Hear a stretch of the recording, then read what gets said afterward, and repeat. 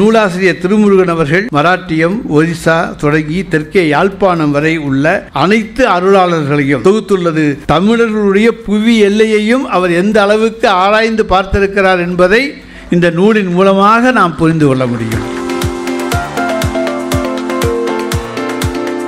மரியாதைக்குரிய திரு திருமுருகன் அவர்கள் அருளாளர்கள் 1000 என்கின்ற நூலை இன்றைக்கு இங்கே வெளியிட்டிருக்கிறார்கள். ஆன்மீக புரட்சிக்குரிய வித்திடுகிற நூல்கள் என்று சொன்னால் அதிலே மிக இருக்காது.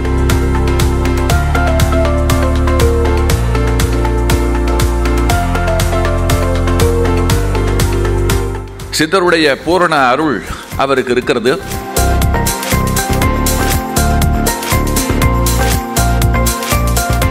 ஆயிரம் சித்தர்களை இவர் எப்படித்தான் கண்டுபிடிச்சாரோ, அதனால் தான் அவர் சிறந்த சாதனையாளர். சித்தர்கள் அருள் புரிந்து விட்டார்கள், நாங்கள் வெளிப்படும் காலம் மலர்ந்து விட்டது, இதோ எங்களை பற்றி எழுது என்று அவர்களே அவருக்குள் இருந்து எழுதினார். அவன் அருளாலே அவன் தாள் வணங்கி, அவன் அருள் இருந்தால் மட்டுமே அவனது பாதங்களை கூட நம்மால் பற்ற இயலும். இன்று அரிய பொக்கிஷ பெட்டகம் போன்ற இந்நன்னிகழ்வு இனிதே துவங்க உள்ளது. பல அரிய பொக்கிஷங்கள் வெளிவர உள்ளன. இதில் நாமும் நம்மை இணைத்து கொண்டு அருள் பெறுவதற்கே நிச்சயம் தவம் செய்திருக்க வேண்டும், தவம் செய்து இருக்க வேண்டும். அக இருளை நீக்க இதோ அருளாளர்கள் 1000, புற இருளை நீக்க குத்துவிளக்கேற்ற வருமாறு பணிவன்புடன் அழைக்கிறோம்.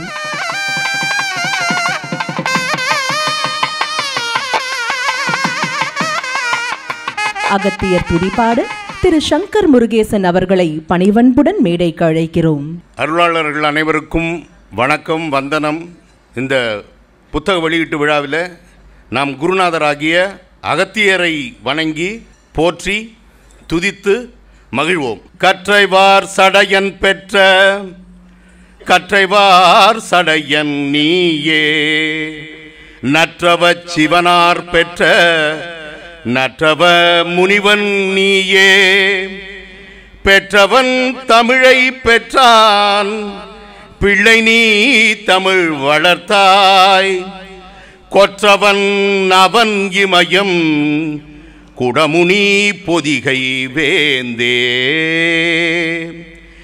வேந்த நீ என்பதால் என் வேதனை தவிர்க்க கேட்டேன், வேந்த நீ என்பதால் என் வேதனை தவிர்க்க கேட்டேன், மாந்தர்தம் துயர் துடைத்தல் மன்னனின் கடமை அன்றோ, மாந்தர்தம் துயர் துடைத்தல் மன்னனின் கடமை அன்றோ, பூந்தமிழ் வளர்த்த செல்வ புலவர்னர் குல முதல்வ, சாந்தனர் குருவே நின்றாள், சாந்தனர் குருவே நின்றாள், சரணென அடைந்தேன் காவாய், காவாயேல் என்னை இங்கு காத்திட எவரும் இல்லை,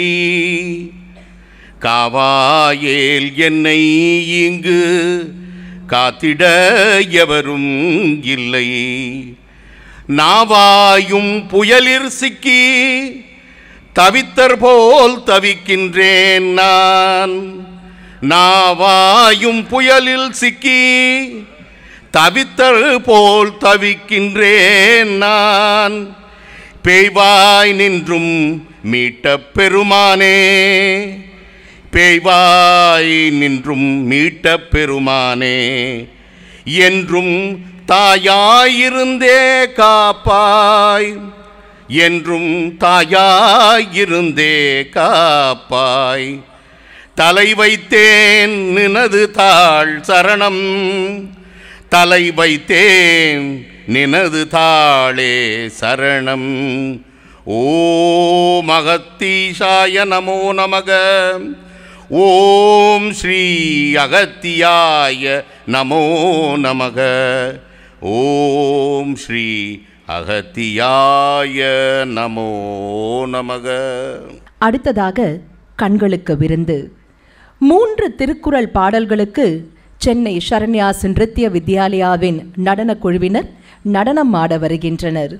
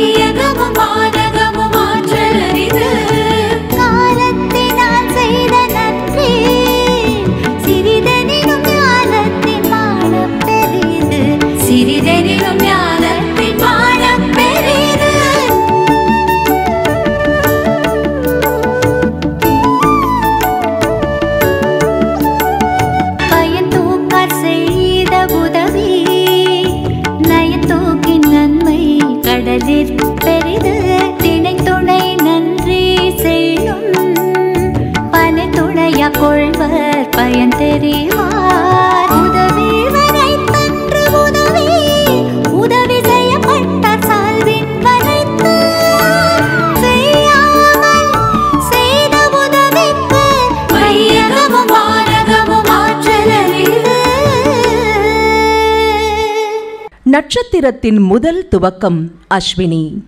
இன்று ஐப்பசி பௌர்ணமி. அக்காலத்தில் இன்றுதான் ஊருக்கே அன்னம் வழங்கும் விழா நடந்து வந்தது.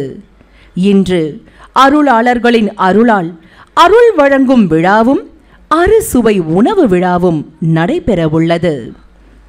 ஜீவ அமிர்தத்தின் ஆசிரியர் திரு கோ திருமுருகன் ஐயா அவர்கள் எழுதிய அருள் வரலாற்று நூலான அருளாளர்கள் 1000 என்ற அருள் வழங்கும் நன்னூல் வெளியீட்டு விழா இந்த பேரண்டம் முடிவு செய்த பிறகு திருவிழாவாக துவங்க இருக்கிறது.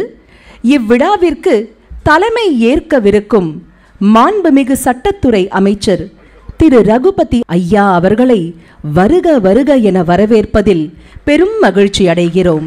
வரவேற்புரையை இங்கிருந்து எடுத்துச் செல்ல திருமதி வைதேகி திருமுருகன் அவர்கள், வைதேகி பதிப்பகம் அவர்களை பணிவுடன் அழைக்கிறோம். ஜீவ அமிர்தம் ஆசிரியர் திரு கோ திருமுருகன் ஐயா அவர்கள் எழுதிய அருள் வரலாற்று சாதனை நூலான அருளாளர்கள் 1000 என்ற அருள் வழங்கும் நன்னூல் வெளியீட்டு விழா இந்த பேரண்டம் முடிவு செய்த திருவிழாவாகும். இவ்விழாவில் கலந்து கொள்ள வந்துள்ள யாவரும் புண்ணியம் பெற்றவர்கள். உங்கள் அனைவரையும் வருக வருக என வரவேற்பதில் வணங்கி வரவேற்கின்றேன். நன்றி. எல்லாம் வல்ல அருளாளர்களின் அருள் பெற்ற ஜீவ அமிர்தம் ஆசிரியர் ஐயா திரு கோ திருமுருகன் அவர்கள் ஒவ்வொரு அருளாளர்களின் நட்சத்திரத்தினை பட்டியலிட்டு 1000 அருளாளர்களின் வரலாற்றை தொகுத்து உலகோர் யாவரும் பயனடையும் வகையில் வெளியிடுகின்ற இந்த அருளாளர்கள் 1000 என்ற வரலாற்று நூல் அருள் சாதனை மட்டுமல்ல, மனித குலத்திற்கே கிடைத்துள்ள புதையல் என்பதில் எவ்வித ஐயமும் இல்லை. பல சித்தர்கள், மகான்கள், ஞானியர்கள் சூட்சமமாக அருவ உருவமாகவும் இவ்விழாவில் பங்கேற்றிருப்பார்கள். சிலர் மனித ரூபங்களாக வந்து இருக்கையில் நம்முடன் அமர்ந்தும் இருக்கலாம். இந்த அருள் நிறைந்த இவ்விழாவில் கலந்து கொண்டிருக்கும் நாம் அனைவருமே பூர்வ ஜென்ம புண்ணியம் செய்தவர்களே. இந்த அருள் வேளையில் அருளாளர்கள் 1000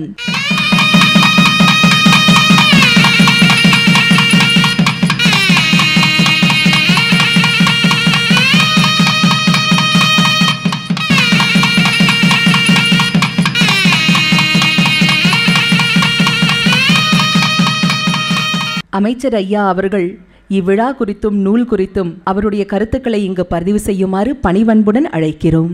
இங்கே வருகை வந்த பிறகுதான் ஒரு மிகச்சிறந்த ஒரு நிகழ்ச்சிக்கு வந்திருக்கின்றோம். நம்மை பற்றி அறிந்து கொள்வதற்கு நம்முடைய வரலாறுகளை எல்லாம் நம்முடைய முன்னோர்கள் எப்படியெல்லாம் தொகுத்து தந்திருக்கிறார்கள், என்னென்ன கண்டுபிடிப்புகளை தந்திருக்கிறார்கள், அவருடைய ஆன்மீக உணர்வு எந்த அளவுக்கு மக்களுக்கு பல நல்ல செய்திகளை தந்திருக்கிறது என்கின்ற அந்த செய்திகளை தெரிந்து கொள்கிற ஒரு மிகப்பெரிய அரிய விழாவாக இந்த விழா அமைந்திருப்பது எங்களுக்கு பாராட்டுதலுக்கும் மகிழ்ச்சிக்கும் உரிய ஒன்றாக அமைந்திருக்கிறது. ஏனென்றால் அகத்திய தூதியிலே தொடங்கி மெய்வழிச்சாலை வரைக்கும் உள்ள அருளாளர்களை, சித்தர்களை இங்கே வகைப்படுத்தி அவர்கள் மூலமாக நாம் தெரிந்து கொள்ள வேண்டிய முக்கியமான கருத்துக்களை எல்லாம் அந்த நூலிலே அவர் கொண்டு வந்து தந்திருப்பது இன்றைக்கு மிக கடினமான ஒரு முயற்சி, பாராட்டத்தகுந்த முயற்சி, யாராலும் செய்ய முடியாத முயற்சி. அதற்காக நாம் அவருக்கு நன்றி செலுத்த கடமைப்பட்டிருக்கின்றோம். ஏனென்று சொன்னால் இன்றைக்கு நம்முடைய திருமுருகன் அவர்கள் தந்திருப்பது இத்தனை என்று சொன்னால் இன்னும் எத்தனை நம்மிடத்தில் இருக்கிறது என்பதை கண்டறிவது என்பது கடினமான ஒன்று. ஆனால் அவர் தந்திருப்பதே இன்றைக்கு பாராட்டுதலுக்குரிய ஒன்று. அத்தகைய சூழலில்தான் நம்முடைய ஜீவாமிர்தம் ஆசிரியர் திருமுருகன் அவர்கள் இத்தகைய தொகுப்பு நூல்கள் ஜீவாமிர்தம், ஞானாமிர்தம், அருளாளர்கள் 1000 ஆகிய முக்கியத்துவம் வருகின்றன. இந்த ஒரு நூலை தொகுப்பதற்கே நூலாசிரியர் சுமார் 10 ஆண்டு காலம் எடுத்துக்கொண்டிருக்கின்றார், உழைத்திருக்கிறார் என்னும் போது அது வெறும் சாதாரண உழைப்பல்ல. நமக்கும் நம் முன்னோருக்கும் ஆற்றும் தொண்டு என்ற வகையிலே இதை ஒரு வாழ்நாள் சாதனையாக நாம் கருத வேண்டி இருக்கிறது. அந்த அளவுக்கு வாழ்நாள் சாதனையை அவர் தன்னுடைய பிறவியிலே இன்றைக்கு செய்திருக்கிறார் என்று சொல்லி அவரை நாம் பாராட்ட கடமைப்பட்டிருக்கின்றோம். இத்தகைய அருளாளர்களும் சித்தர்களும் போதித்தது எல்லாம் அன்பு, கருணை, ஜாதி மத இனபேதம் இல்லாமல் அனைவருக்கும் இயற்கையான இயல்பான வாழ்க்கை முறை. அதில் ஏதும் சீர்கேடு ஏற்பட்டால் அதனை நீக்கும் அல்லது சரி செய்யும் வழிவகைகள். இப்படி அனைத்து மக்களுடன் ஒன்றிய அவர்களுடைய தேவைகளை அறிந்து பூர்த்தி செய்யும் ஆன்மீக வாழ்வை அவர்கள் வாழ்ந்தார்கள் என்று சொன்னால் அந்த ஆன்மீகம் எங்களுடைய திராவிட மாடலை ஒத்துப்போகின்ற ஆன்மீகமாக இருப்பதை நிச்சயமாக ஒப்புக்கொள்வார்கள். நம்முடைய நூலாசிரியர் திருமுருகன் அவர்கள் தற்போதைய தமிழ்நாட்டின் புவி எல்லைக்குள் மட்டும் நின்று விடாமல் மராட்டியம், ஒரிசா தொடங்கி தெற்கே யாழ்ப்பாணம் வரை உள்ள அனைத்து அருளாளர்களையும் தொகுத்துள்ளது. தமிழர்களுடைய புவி எல்லையையும் அவர் எந்த அளவுக்கு ஆராய்ந்து பார்த்திருக்கிறார் என்பதை இந்த நூலின் மூலமாக நாம் புரிந்து கொள்ள முடியும். எனவே அதற்காகத்தான் ஜீவாமிர்தம் திருமுருகன் அவர்களின் இத்தகைய படைப்புகள் காலத்தை என்றைக்கும் வென்று நிற்கும். அது என்றைக்கும் காலத்தால் அழிய முடியாதது, வென்று நிற்கும். அவரது எழுத்துப்படியும் ஊடகப்படியும் தொடர நான் நம்முடைய நெஞ்சார்ந்த வாழ்த்துக்களை என்னுடைய சார்பிலையும் எங்களுடைய மாண்புமிகு தமிழ்நாடு முதலமைச்சருடைய சார்பிலையும் தெரிவித்துக் கொள்ள கடமைப்பட்டிருக்கின்றேன். வாய்ப்புக்கு நன்றி கூறி விடைபெற்றுக் கொள்கின்றேன். நன்றி, வணக்கம். அருளாளர்கள் 1000 நூலிற்கு தமிழக முதல்வர் ஐயா அவர்கள் அன்போடு அனுப்பிய வாழ்த்து செய்தி இப்பொழுது வாசிக்கப்படுகிறது. தமிழ்நாடு முதலமைச்சர் மாண்புமிகு மு.க. ஸ்டாலின் அவர்களின் வாழ்த்துரை. பகுத்தறிவுடன் மெய்யறிவை போதிப்பது, பேதமற்ற நல்வாழ்வை வாழ்வது என்ற உயரிய கோட்பாடுகளுடன் சாதி சமயத்தை நீக்கி சமத்துவத்திற்காக பாடுபட்ட சித்தர்கள், மகான்கள், ஞானியர்கள், யோகிகள், சன்மார்க்க சீலர்கள் ஆகியோரின் வரலாறுகளை அருளாளர்கள் 1000 என்ற தலைப்பிலான மிகச்சிறந்த நூலை 3 பாகங்களாக வெளியிடும் ஜீவ அமிர்தம் ஆசிரியர் திரு கோ. திருமுருகன் அவர்களுக்கு எனது வாழ்த்துக்களை தெரிவித்துக் கொள்கிறேன். சாதியிலே, மதங்களிலே, சமய நெறிகளிலே, சாத்திரச் சந்தடிகளிலே, கோத்திரச் சண்டையிலே, ஆதியிலே அபிமானித்து அலைகின்ற உலகீர் அலைந்தலைந்து வீணே நீர் அழிதல் அழகலவே என்பதுதான் சீர்திருத்த இயக்கங்களுக்கு முன்னோடியாக விளங்கிய வடலூர் வள்ளலார் பெருமான் இந்த தமிழ்ச் சமூகத்திற்கு காட்டிச் சென்ற நன்னெறியாகும். அதுவே அவர் வகுத்தளித்த சமரச சுத்த சன்மார்க்க நெறியாக இன்று நிலைத்து நிற்கிறது. வள்ளலார் மட்டுமின்றி சாதிகுலம், பிறப்பிறப்பு, பந்தமுத்தி, அருவுருவத் தன்மை, நாமம் ஏதுமின்றி என்று பாடிய தாயுமானவரைப் போல பல அருளாளர்களும் சாதி சமய வேறுபாடுகளுக்கு எதிராக உரத்து முழங்கியுள்ளனர். சமத்துவத்தை போற்றி வந்துள்ளனர். பிறப்பொக்கும் எல்லா உயிர்க்கும் என்ற ஐயன் வள்ளுவன் தொடங்கி வள்ளலார் வரையிலான அனைத்து ஆன்றோர்களுமே சாதி சமயமற்ற சமத்துவ சமூகம் மலர வேண்டும் என்ற கனவை கண்டுள்ளனர். அவர்களின் வரலாற்றை தொகுத்து அளிப்பது, அனைவரும் போற்றும் சமத்துவ கோட்பாடு தலைமுறை தலைமுறையாக தழைத்தோங்கி நிற்க பேருதவியாக இருக்கும் என்பதில் ஐயமில்லை. அருளாளர்களின் வரலாற்றை இத்தகைய நன்னூலின் வாயிலாக தொகுத்து தந்து சமத்துவ கோட்பாட்டை முன்னெடுத்துச் செல்லும் ஜீவ அமிர்தம் இதழின் ஆசிரியர் திரு கோ. திருமுருகன் அவர்களின் இந்த சிறப்புமிக்க பணிக்கு எனது நெஞ்சார்ந்த பாராட்டுகளை தெரிவித்துக் கொள்கிறேன். அன்புடன் மு.க. ஸ்டாலின். திருமுருக கிருபானந்த வாரியார் அவர்களின் அருள் வழி நடத்துதலால் உலகெங்கும் சென்று பக்தி ஞானத்தை சிறப்பாக விதைத்து வருகின்ற கலை மாமணி திருமதி தேச மங்கையர்க்கரசி அம்மையாரை இந்நிகழ்வு குறித்து தங்களது கருத்துக்களை நம்முடன் பகிர்ந்து கொள்ளுமாறு பணிவன்புடன் கேட்டுக்கொள்கிறோம். அருளாளர்கள் 1000 என்கின்ற ஒரு அற்புதமான நூலை வெளியிடக்கூடிய ஒரு நல்ல விழா. ஒரு புத்தகத்தை எடுத்து வாசிக்க வேண்டும் என்பதை இன்றைய உலகத்தில் பலருக்கும் மிக கடினமான ஒரு செயல். நூல்களை படிப்பது என்பதே ஒரு தவம். நூல் என்பது ஒரு குருவுக்கு சமமானது. ஒரு குருவை எப்படி மதிக்கிறோமோ அப்படி ஒரு நூலை நாம் மதிக்க கற்றுக்கொள்ளணும். ஒரு சில புத்தகங்களை கையில் தொடுகின்ற போதே இந்த நூலை தொடுவதற்கு நாம் எவ்வளவு புண்ணியம் செய்திருக்கிறோமோ என்கின்ற எண்ணத்தை நமக்கு ஏற்படுத்தும். அந்த வகையிலே இந்த உலகை காப்பதற்காக, இந்த உலகத்தில் நமக்கு எத்தனையோ நல்ல விஷயங்களை தெரிவிப்பதற்காக வள்ளுவர் தொடங்கி என்னுடைய குருநாதர் வள்ளல் வாரியார் சுவாமிகள் வரை இன்றைக்கும் நம்முடைய காலத்திலே நம் கண்முன்னாடி பார்த்த பல மகான்களையும் இந்த புத்தகத்தின் மூலமாக நம்மால் அறிந்து கொள்ள முடிகிறது. ஆக அந்த தேடுகிற சிரமத்தை வருங்கால சந்ததியினருக்கு இல்லாமல் செய்திருக்கிறார் நூலாசிரியர் என்பதற்கு தனிப்பட்ட என்னுடைய வாழ்த்தையும் பாராட்டையும் நான் தெரிவிக்க விரும்புகிறேன். ஏன்னா ஒரு 1000 சித்தர்களை வந்து ஒரே புத்தகத்தை எடுத்து படித்தோம்னா நம்மளால் முழுசாக தெரிஞ்சுக்க முடியும். நீங்கள் அதை விட்டுட்டு ஒவ்வொரு மாவட்டத்துக்கும் போகும்போது இந்த மாவட்டத்தில் எந்த சித்தர் இருக்கிறார், இந்த நட்சத்திரம் எந்த சித்தருக்கு உரியது அப்படின்னு நீங்கள் தேடி கண்டுபிடிக்க பலாயிரம் நூல்களை தேட வேண்டும். இந்த நூலாசிரியர் பலாயிரம் நூல்களை தேட வேண்டிய வேலையும் மிச்சப்படுத்தி இருக்கிறார். பல்லாயிரக்கணக்கான சித்தர்களையும் இந்த சமூகத்திற்கு அறிமுகப்படுத்தி இருக்கிறார். எதிர்கால தலைமுறையினருக்கு ஒரு மிகப்பெரிய பொக்கிஷமாக தேடி அவசரமாக ஓடக்கூடிய ஒரு சமூகத்திற்கு ஒரு பயனுள்ள நூலாக இந்த நூலை நான் பார்க்கிறேன். இந்த நூலுக்காக அவருடைய உழைப்பு வாழ்நாள் உழைப்பாகவே நான் கருதுகிறேன். நமக்குன்னு ஒரு கடமை இருக்குது. வீட்டுக்கு டிவி வாங்குகிறோம், ஃப்ரிட்ஜ் வாங்குகிறோம், வாஷிங் மிஷின் வாங்குகிறோம், தேவையில்லாமல் நிறைய வாங்குகிறோம். ஏன் வாங்கணுன்னே தெரியாமலே நிறைய பொருள் வீட்டில் வச்சுருக்கிறோம்.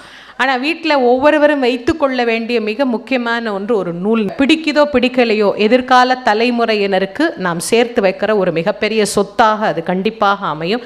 அந்த நூல்களில் தேவாரம், திருவாசகம், திருப்புகழ் எல்லாம் எப்படி கண்டிப்பாக ஒரு வீட்டில் வச்சுக்கணுமோ அதுபோல் ஒரு இல்லத்தில் இருக்க வேண்டிய ஒரு மிக முக்கியமான நூல் அப்படின்னா அது இந்த அருளாளர்கள் 1000 அப்படிங்கிற நூல். அதை ஒவ்வொருவருடைய இல்லத்திலேயும் வைத்து அதை படிக்கணும். ஒவ்வொரு அருளாளர்களாக நம்ம படித்து அவர்களை பற்றிய அந்த நல்ல ஞானமான தகவல்களை நாம் தெரிந்து கொள்ளுகிற போது அருளாளர்களினுடைய அருள் கண்டிப்பாக நம் ஒவ்வொருவருக்கும் கிடைக்கும் என்பதை இந்த நேரத்தில் அன்போடு அறிய தந்து அழைத்த அத்துணை நல்ல உள்ளங்களுக்கும் என்னுடைய நன்றியை கூறி இந்த அளவிலே நிறைவு செய்கிறேன். மருத்துவம் மற்றும் மக்கள் நல்வாழ்வுத்துறை அமைச்சர் மாண்புமிகு திரு மா. சுப்பிரமணியன் ஐயா அவர்கள் உலக தமிழ் ஆராய்ச்சி நிறுவனத்தால் மதிப்பூறு செய்யப்பட்ட குறள் அமிர்தம் நூலின் 2ஆம் பதிப்பை வெளியிட அன்புடன் அழைக்கிறோம்.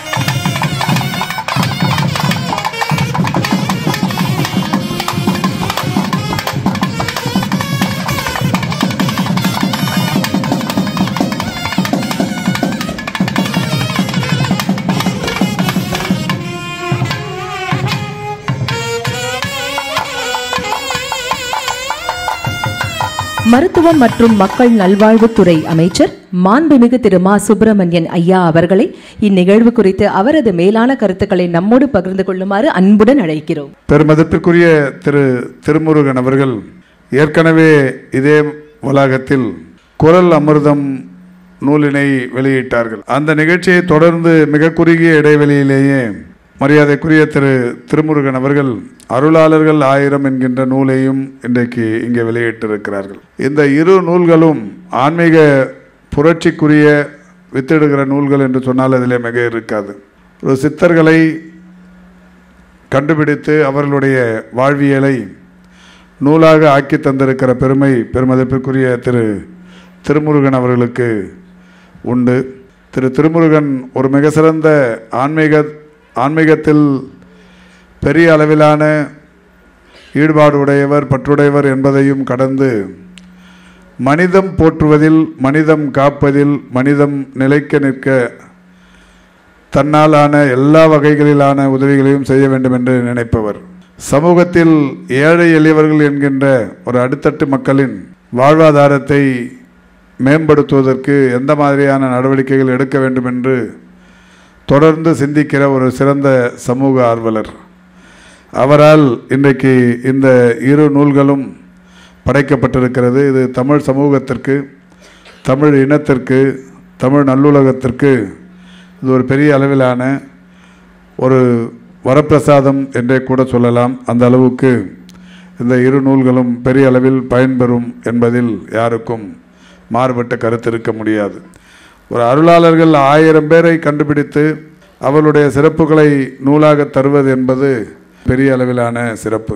அதோடு மட்டுமல்லாது திருக்குறளை ஒரு இசைப்பாடலாகவும் இங்கே வெளியிட்டிருக்கிறார்கள். இத்தகைய நல்ல முயற்சிகளை, நல்ல விஷயங்களை செய்து கொண்டிருக்கிற பெருமதிப்பிற்குரிய திருமுருகன் அவர்களை மனதார பாராட்ட, வாழ்த்த, போற்ற கடமைப்பட்டிருக்கின்றேன். இதை சொல்வதற்கு காரணம், இந்த மாதிரி புத்தகங்களை எழுதுவது என்பதும் அதை பதிப்பிடுவது என்பதும் சாதாரணமான விஷயம் அல்ல.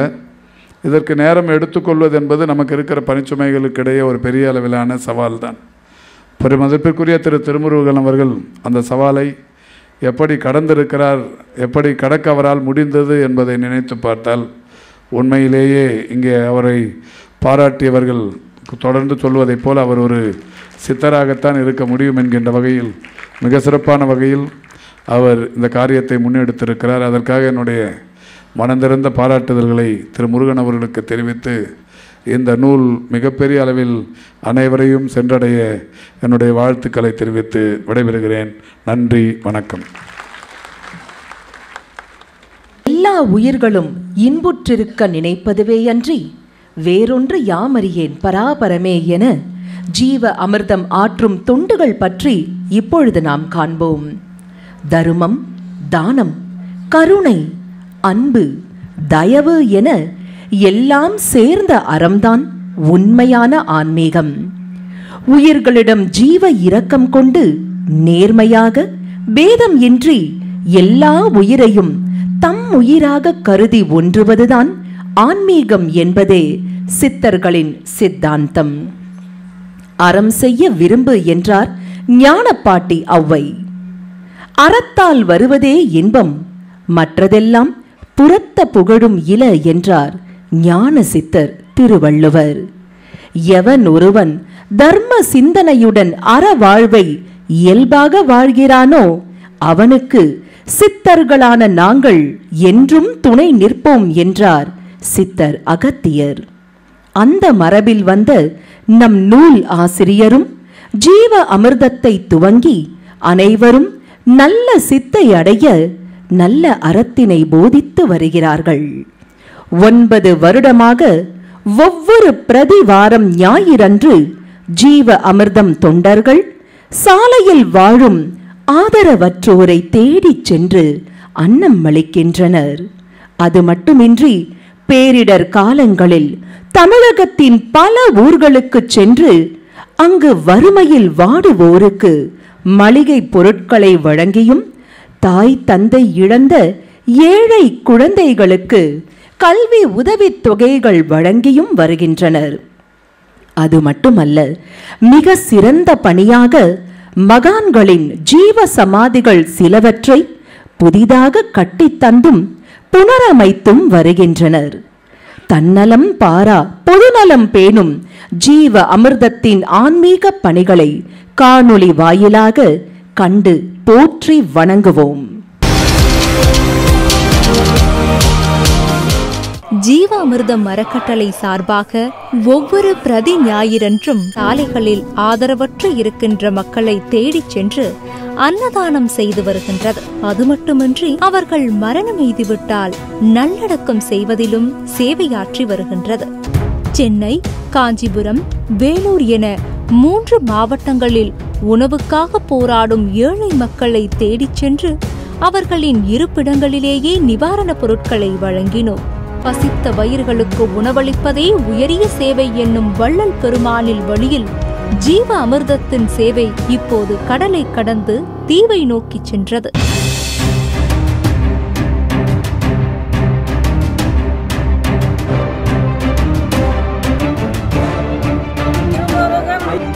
ரொம்ப ரொம்ப நன்றி.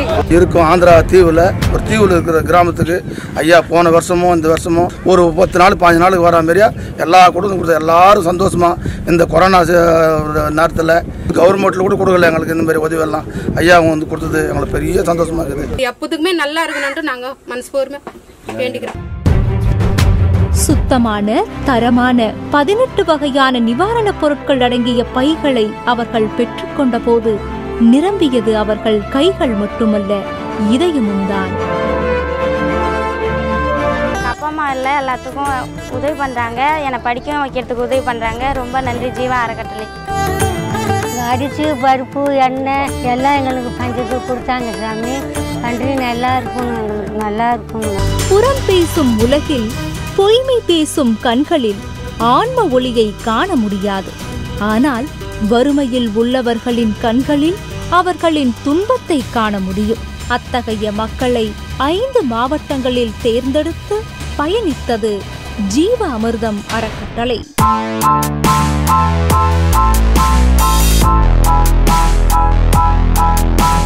சென்னை, செங்கல்பட்டு, திருவள்ளூர், காஞ்சிபுரம், வேலூர், ஆந்திர மாநிலத்தில் இறுக்கம் என்கின்ற தீவு கிராமம் என ஏராளமான இடங்களில் நிவாரணப் பொருட்கள் வழங்கப்பட்டது.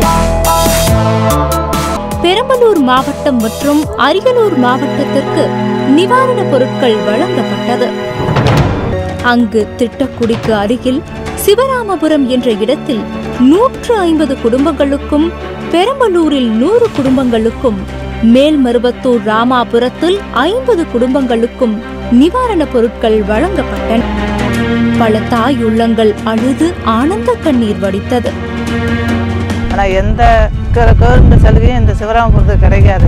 ஜீவா அமிர்தங்கிறவங்க எங்கள் ஊருக்கு நன்மை செஞ்சுருக்காங்க. ஜீவா அமிர்தம் அறக்கட்டளை வீடு வீடாக வந்து கொடுத்ததை நாங்கள் பெற்றுக்கொண்டோம். அவங்களுக்கு நன்றி கடந்த வணக்கத்துடன் தெரிவித்துக் கொள்கிறோம். ஒரு பை கொடுத்தாங்க. அந்த பையில் பார்த்தா 18 பொருள், குடும்பத்துக்கு தேவையான பொருள் எல்லாமே, தேவையான பொருள் எல்லாமே இருக்குது. ரொம்ப சந்தோஷமாகிடுச்சு. அரிசி முதலுக்கு வந்து எல்லாமே கொடுத்துக்கிறாங்க. யாரும் தேடி வந்து இருப்பதாக செய்ய மாட்டாங்க. இது மாதிரி செய்யறதுக்கு ரொம்ப சந்தோஷமா இருக்கு. பருப்பு எல்லாம் கொடுத்துட்டு போறாங்க. பேருக்கு ஏற்ற மாதிரி அமிர்தம் போல இருந்துச்சு.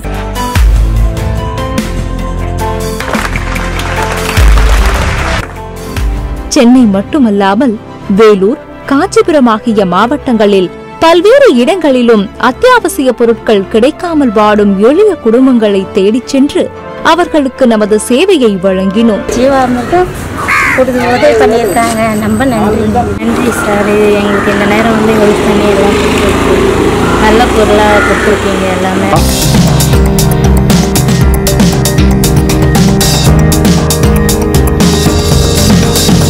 சேரு தண்ணி எங்கள் இடமே நடக்க முடியாத இடத்துல கூட அந்த ஐயா வந்து எங்களை ஆதரிச்சுக்கிறாரு. எங்களை நல்லா வச்சிருக்காரு. எங்களை யாருமே ஆதரிக்கல, அவர் ஆதரிக்கிற மாதிரி எங்களை நல்லா பார்க்குறாரு. அவர் எங்கே இருந்தாலும் அவருக்கு நல்ல வணக்கம். எங்களுக்கு சித்தர்கள் வழி நடத்துகிறார்கள். சித்தத்தின் பாதையில் பயணித்துக் கொண்டிருக்கிறது ஜீவ அமிர்தம் அறக்கட்டளை.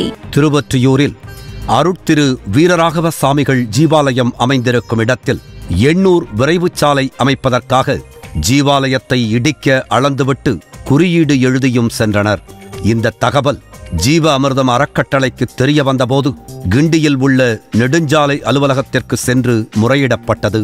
அரசு அதிகாரிகளிடம் வீரராகவ சாமிகள் ஜீவசமாதியின் அருளாற்றலை சொல்லி ஜீவசமாதியை இடிக்கும் முடிவை கைவிடச் செய்தது ஜீவ அமிர்தம்.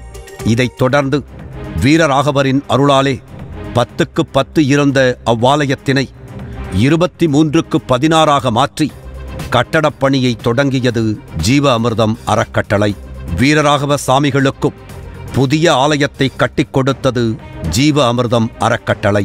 எங்கேயும் கட்டிக் கொடுப்பதோடு சரி, அங்கிருந்து எந்த உரிமையும் எடுத்துக் கொள்ளாமல் அப்படியே அர்ப்பணித்துவிட்டு வருவதுதான் ஜீவ அமிர்தம் அறக்கட்டளையின் அருட்பணி.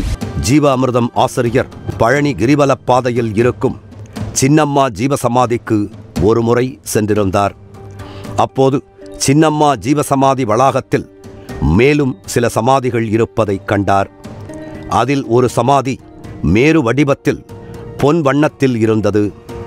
மற்ற சமாதிகளைக் காட்டிலும் இந்த அமைப்பு வித்தியாசமாக இருக்கிறதே என்று சின்னம்மா சமாதியை நிர்வாகம் செய்து வருபவர்களிடம் விசாரித்தபோது, இந்த இடத்தை சின்னம்மா வாங்கும்போதே இங்கு ஜீவசமாதிகள் இருக்கிறது என்று கூறியிருக்கிறார்கள். அப்போது ஒரு சமாதி கருங்கல்லால் செய்து வைத்திருக்கிறார்கள். அந்த கருங்கல் சமாதிதான் பின்னர் மேரு வடிவத்தில் உருமாறி இருக்கிறது. இதனிடையே பஞ்ச சித்தர்களில் ஒருவர்தான் இந்த சடைச்சாமிகள் என்று கண்டுபிடித்தார் ஜீவ அமிர்தம் ஆசிரியர் கோ திருமுருகன். 96 வருடங்கள் மறைந்து கிடந்த சடைச்சாமிகள் ஜீவ அமிர்தம் மூலமாக தன்னை வெளிப்படுத்த நினைத்தாரோ என்னவோ. சடைச்சாமிகள் ஜீவசமாதியில் கருங்கல்லால் ஆன மகாமேருவினை பிரதிஷ்டை செய்து அருள் மண்டபத்தை எழுப்பிட திட்டமிடப்பட்டது. சடைச்சாமிகளின் அதிர்வலைகளை உணர்வதற்காக அன்பர்கள் பலர் வரவேண்டும். அப்படி வருபவர்கள் சடைச்சாமிகளை உள்ளத்தில் உணர்ந்து தியானிக்க வசதி செய்ய வேண்டும் என விரும்பினார்கள். இதைத் தொடர்ந்தே சடைச்சாமிகளின் ஜீவசமாதியை புனரமைத்து கட்டும் திட்டம் உருவானது. இதைத் தொடர்ந்து 2022ஆம் ஆண்டு ஏப்ரல் 23ஆம் தேதி சடைச்சாமிகளுக்கு ஜீவ ஆலயத்தை எழுப்புவதற்கான பூமி பூஜை நடைபெற்றது.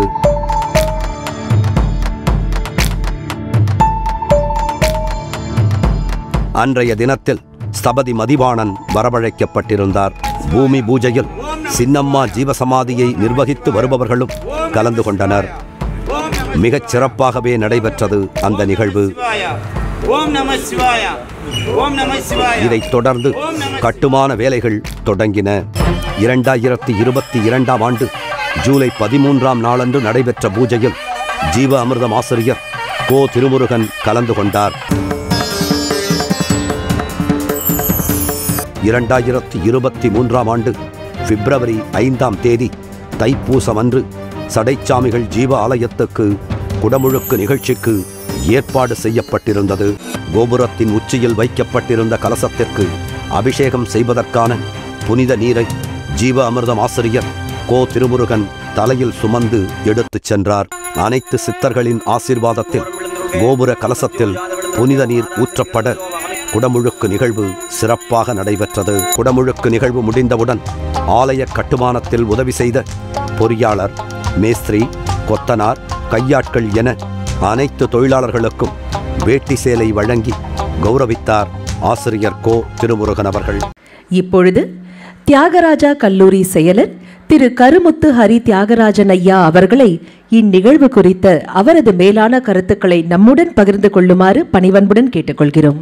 அருளாளர் 1000 என்ற இந்த நல்ல நூலை படைத்திருக்கக்கூடிய நூலாசிரியர், எழுத்தாளர், சமூக சேவகர் திரு கோ திருமுருகன் ஐயா அவர்களுக்கு எனது முதற்கண் பாராட்டுக்களை தெரிவித்துக் கொள்கின்றேன். சித்த புருஷர்கள் நம்முடன் வாழ்ந்து கொண்டிருக்கின்றார்கள் என்று சொன்னார்கள். இந்த விழாவிற்கும் நிறைய சித்த புருஷர்கள் ஸ்தூல வடிவாகவும் சூக்ஷ்ம வடிவாகவும் வந்திருக்கின்றார்கள் என்றும் தெரிவிக்கப்பட்டது.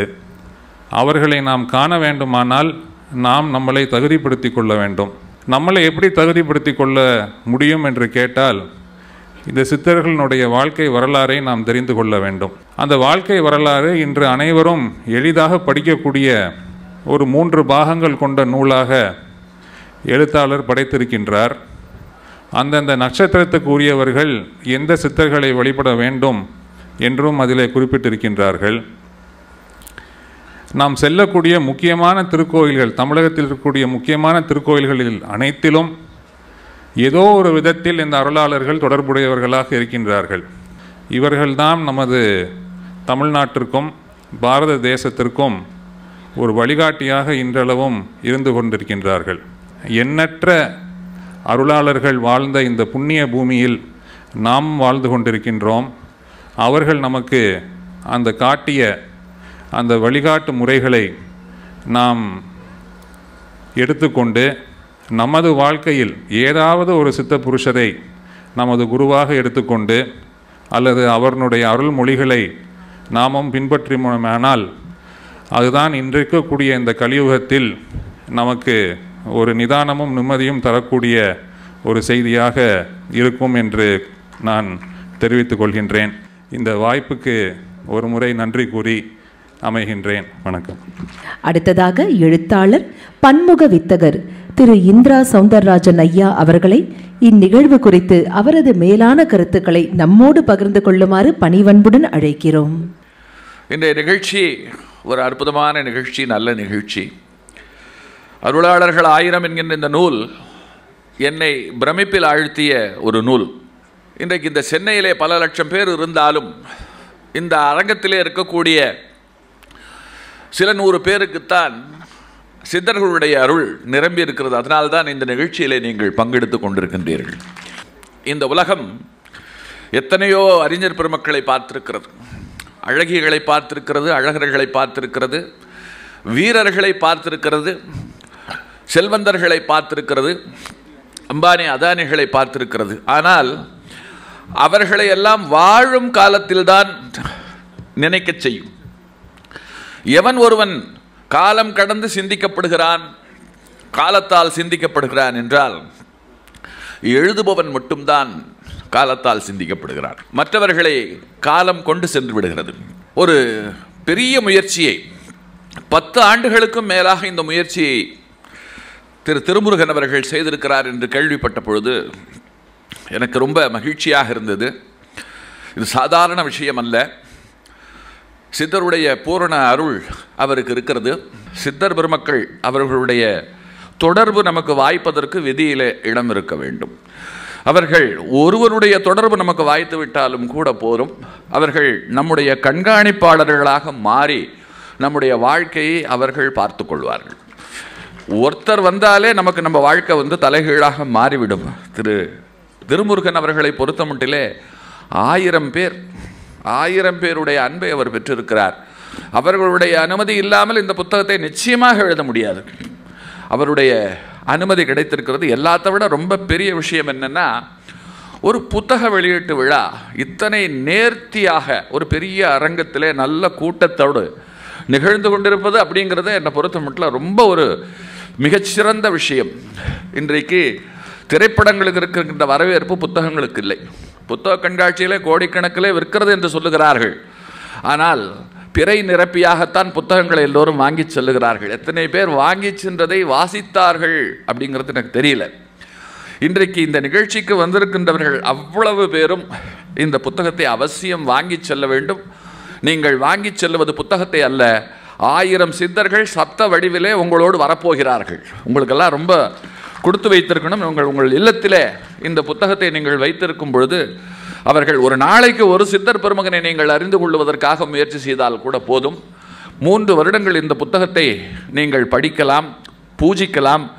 இதை உங்களுடைய வீட்டு பூஜை அறையிலே வைத்து நீங்கள் தினந்தோறும் ஸ்தோத்திரம் சொல்லுவது போல, மந்திரங்கள் சொல்லுவது போல ஒரு சித்தர் பெருமகனாரை எடுத்து சிந்திக்கலாம். சிந்தித்து சிறிது நேரம் அவரை தியானிக்கலாம். அப்படி தியானிப்பதன் மூலமாக அவர்களுடைய அருளுக்கு நீங்கள் பாத்திரமாகலாம். உங்கள் மன கசடுகள் இதனாலே நீங்கும். உங்களுக்கு அவர்களுடைய பாதுகாப்பு கிட்டும். உங்கள் வாழ்க்கையில் எது சாஸ்வதமானது, எது சாஸ்வதம் இல்லாதது, எது உடன் வரப்போவது, எது உடன் வராதது போன்ற விஷயங்களிலே நல்லதொரு தெளிவு கட்டாயமாக பிறக்கும். அந்த வகையில் ஒரு பெரும் சிறப்புக்குரிய ஒரு காரியத்தை, ஒரு பெரிய காரியத்தை செய்திருக்கிறார். சித்தர்களை பற்றி நான் நிறைய எழுதியிருக்கிறேன். ஆனால் இந்த 1000 சித்தர்கள் புத்தகத்தை பார்த்தவுடன் நான் ஒரு சிறு துரும்பாக ஆகிவிட்டேன். மலை போல இந்த புத்தகம் எனக்கு காட்சி தருகிறது. இவ்வளவு பெரிய விஷயம் நடந்திருக்கிறது என்று சொன்னால் அணுக்க தொண்டர்கள் அவரோடு இருக்க வேண்டும். இந்த அரங்கத்திலே இந்த அமைப்பு வெறும் புத்தகத்தை மட்டும் வெளியிடுவதோடு சித்தர்களை பற்றின சிந்தனைகளை தூண்டுவதோடு மட்டுமில்லாமல் நல்ல சமூக தொண்டு, குறிப்பாக கொரோனா காலத்திலே அவர்கள் அரிசி பருப்பு என்று ஏழை மக்களை தேடி சென்று வழங்கிய அந்த நிறைய தொண்டு உள்ளத்தை நான் பார்த்தேன். ஒருவருக்கு 10 பேர் காடு மேடுகளில் எல்லாம் சுற்றி திரிந்து தீவுக்கெல்லாம் போய் அங்கே இருக்கக்கூடிய மக்களை சந்தித்து தொண்டு செய்திருக்கிறார்கள். அந்த வகையில் அவர்கள் ஒரு நல்ல காரியமாற்றுகின்ற தர்ம சிந்தனை உள்ளவர்களாக, அதாவது சிலருக்கு எழுத்து வரும், எழுத்துக்கும் வாழ்க்கைக்கும் பெரிய தொடர்பே இருக்காது, பெரிய இடைவெளி இருக்கும். ஆனால் இவர்கள் அப்படி அல்ல. சித்தர் பெருமக்களுடைய கருத்தை தங்களுடைய வாழ்க்கையில் செயலிலேயும் இவர்கள் பின்பற்றுகின்றார்கள். சமீப காலத்திலே எனக்கு தெரிந்த ஒரு புத்தக வெளியீட்டு விழா இத்தனை சிறப்பாக அமைச்சர் பெருமக்களை அழித்து எல்லோருக்கும் சேர்த்து செய்து நான் பார்த்ததில்லை. ரொம்ப அற்புதமாக இந்த நிகழ்ச்சியை அவர்கள் அமைத்திருக்கிறார்கள். நல்ல நூல் வெளிப்பட்டிருக்கிறது. நல்ல கருத்துக்கள் இந்த மேலையிலே வெளிப்பட்டிருக்கின்றன. அவைகளை எல்லாம் கேட்ட நீங்கள் ரொம்ப கொடுத்து வைத்தவர்கள். சித்தர் பெருமக்களோட ஆசி உங்களுக்கும் எனக்கும் நமக்கும் எல்லோருக்கும் சித்திக்கட்டும் என்று சொல்லி திரு திருமுருகன் அவர்களை மனதார வாழ்த்தி விடைபெற்றுக் கொள்கிறேன். நன்றி, வணக்கம். ஜீவ அமிர்தம் அறத்தொண்டுகள் அனைத்தும் சித்தர்கள் வழி நடத்துதலால் நடக்கின்றன. இதில் வந்த உறுப்பினர்கள் அனைவருமே தானாக வந்தவர்கள்தான். இப்படி இணைந்த திரு ராமசுப்பையா என்கின்ற அன்பர் மிகவும் குறிப்பிடத்தக்கவர். அவர் ஆசிரியர் ஐயாவின் உயிர் உறவாக இருந்தார். எல்லாவற்றையும் குறிப்பறிந்து இறையாற்றலுடன் செய்பவராக இருந்தார். கடந்த 9 வருட காலமாக தொடர்ந்து ஜீவ அமிர்தத்தில் பயணித்து எந்தவித எதிர்பார்ப்பும் இன்றி பல அரும்பெரும் தொண்டுகளுக்கு துணை நின்றவர். தன் உயிரான சீவனை சிவமாக்கும் வரையில் ஜீவ அமிர்தம் பெயரையே மூச்சாக ஜெபித்து முக்தி பேற்றை அடைந்தார்கள். அவரின் தொண்டுகளை நினைவுபடுத்தும் வகையில் சித்தர்கள் கூடியிருக்கும் இந்த அருள் அரங்கில் அன்னாரின் ஆத்ம சாந்திக்காக அனைவரும் தயவு செய்து அமர்ந்த இடத்திலேயே 1 நிமிடம் அமைதி அஞ்சலி செலுத்துமாறு பணிவன்புடன் கேட்டுக்கொள்கிறது ஜீவ அமிர்தம்.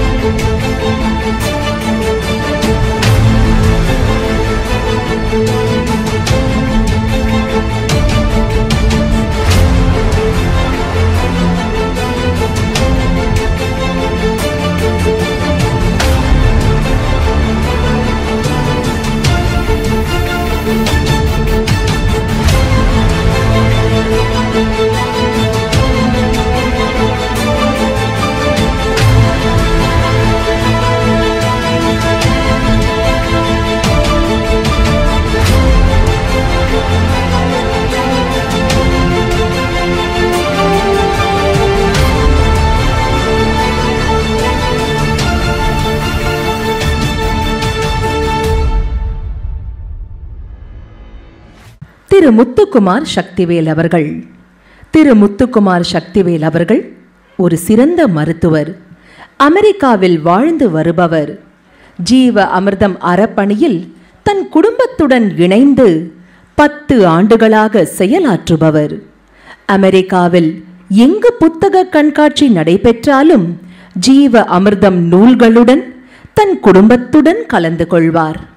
கடந்த முறை வெளியிட்ட குறள் அமிர்தம் மெய்ப்பொருள் நூலை 300 அரசு பள்ளிகளுக்கு வழங்கி தொண்டு செய்தவர் திரு முத்துக்குமார் சக்திவேல் அவர்கள். அது மட்டுமல்ல, அவரின் பெற்றோரும் தொண்டுகள் செய்து வருகின்றனர். திரு முத்துக்குமார் அவர்கள் ஜீவ அமிர்தத்தினை உள்வாங்கி அறம்தான் ஆன்மீகம், அறத்தால் பெறுவதுதான் பேரின்பம், தன்னை உணர்வதுதான் உண்மையான ஆன்மீகம் என்பதை உணர்ந்து தற்போது ஆங்கிலத்தில் ஒரு அற்புத பாடலை இயற்றி இவ்விழாவிற்காகவே சமர்ப்பித்துள்ளார். அதனை இப்பொழுது ரசிப்போம்.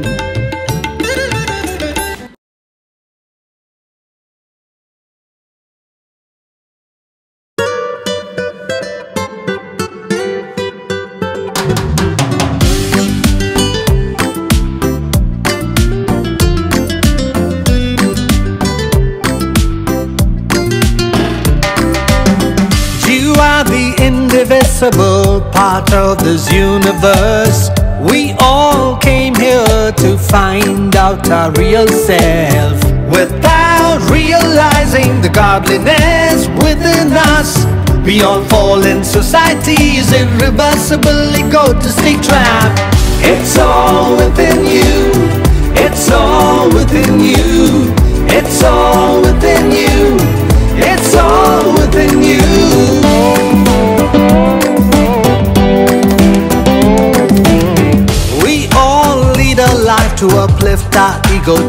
egotistic status, as well as to conquer others' ego too, without realizing the truth of his universe. We all live and die as an egotistic self. It's all within you. It's all within you. It's all within you. It's all within you. Never ever discriminate anyone in your life. Never feel superior or inferior to anyone.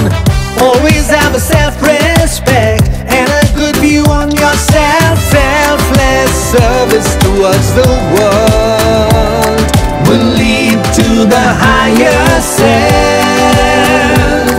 Will lead to the higher self.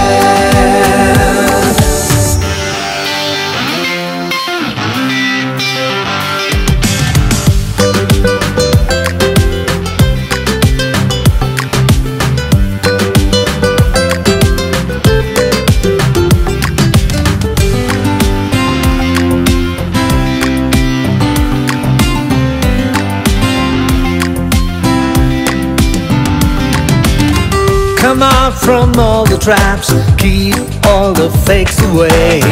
Without egotism, love could be everything. Be a lovable person, you will realize yourself. The godliness within you will guide you all the way. It's all within you. It's all within you. It's all within you. It's all within you. It's all within you. It's all within you. It's all within you. It's all within you.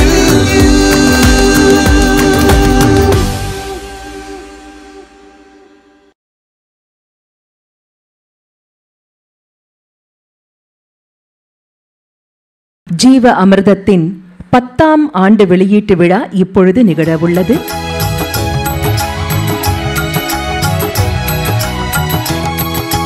என் குருவே, என் வாழ்வில் ஒளியை ஏற்றிடுவாய். உன் அருளால் நான் தேடும் வெற்றியை தந்திடுவாய். உன்னை தவிர எனக்கொரு சொந்தமேதுமில்லை.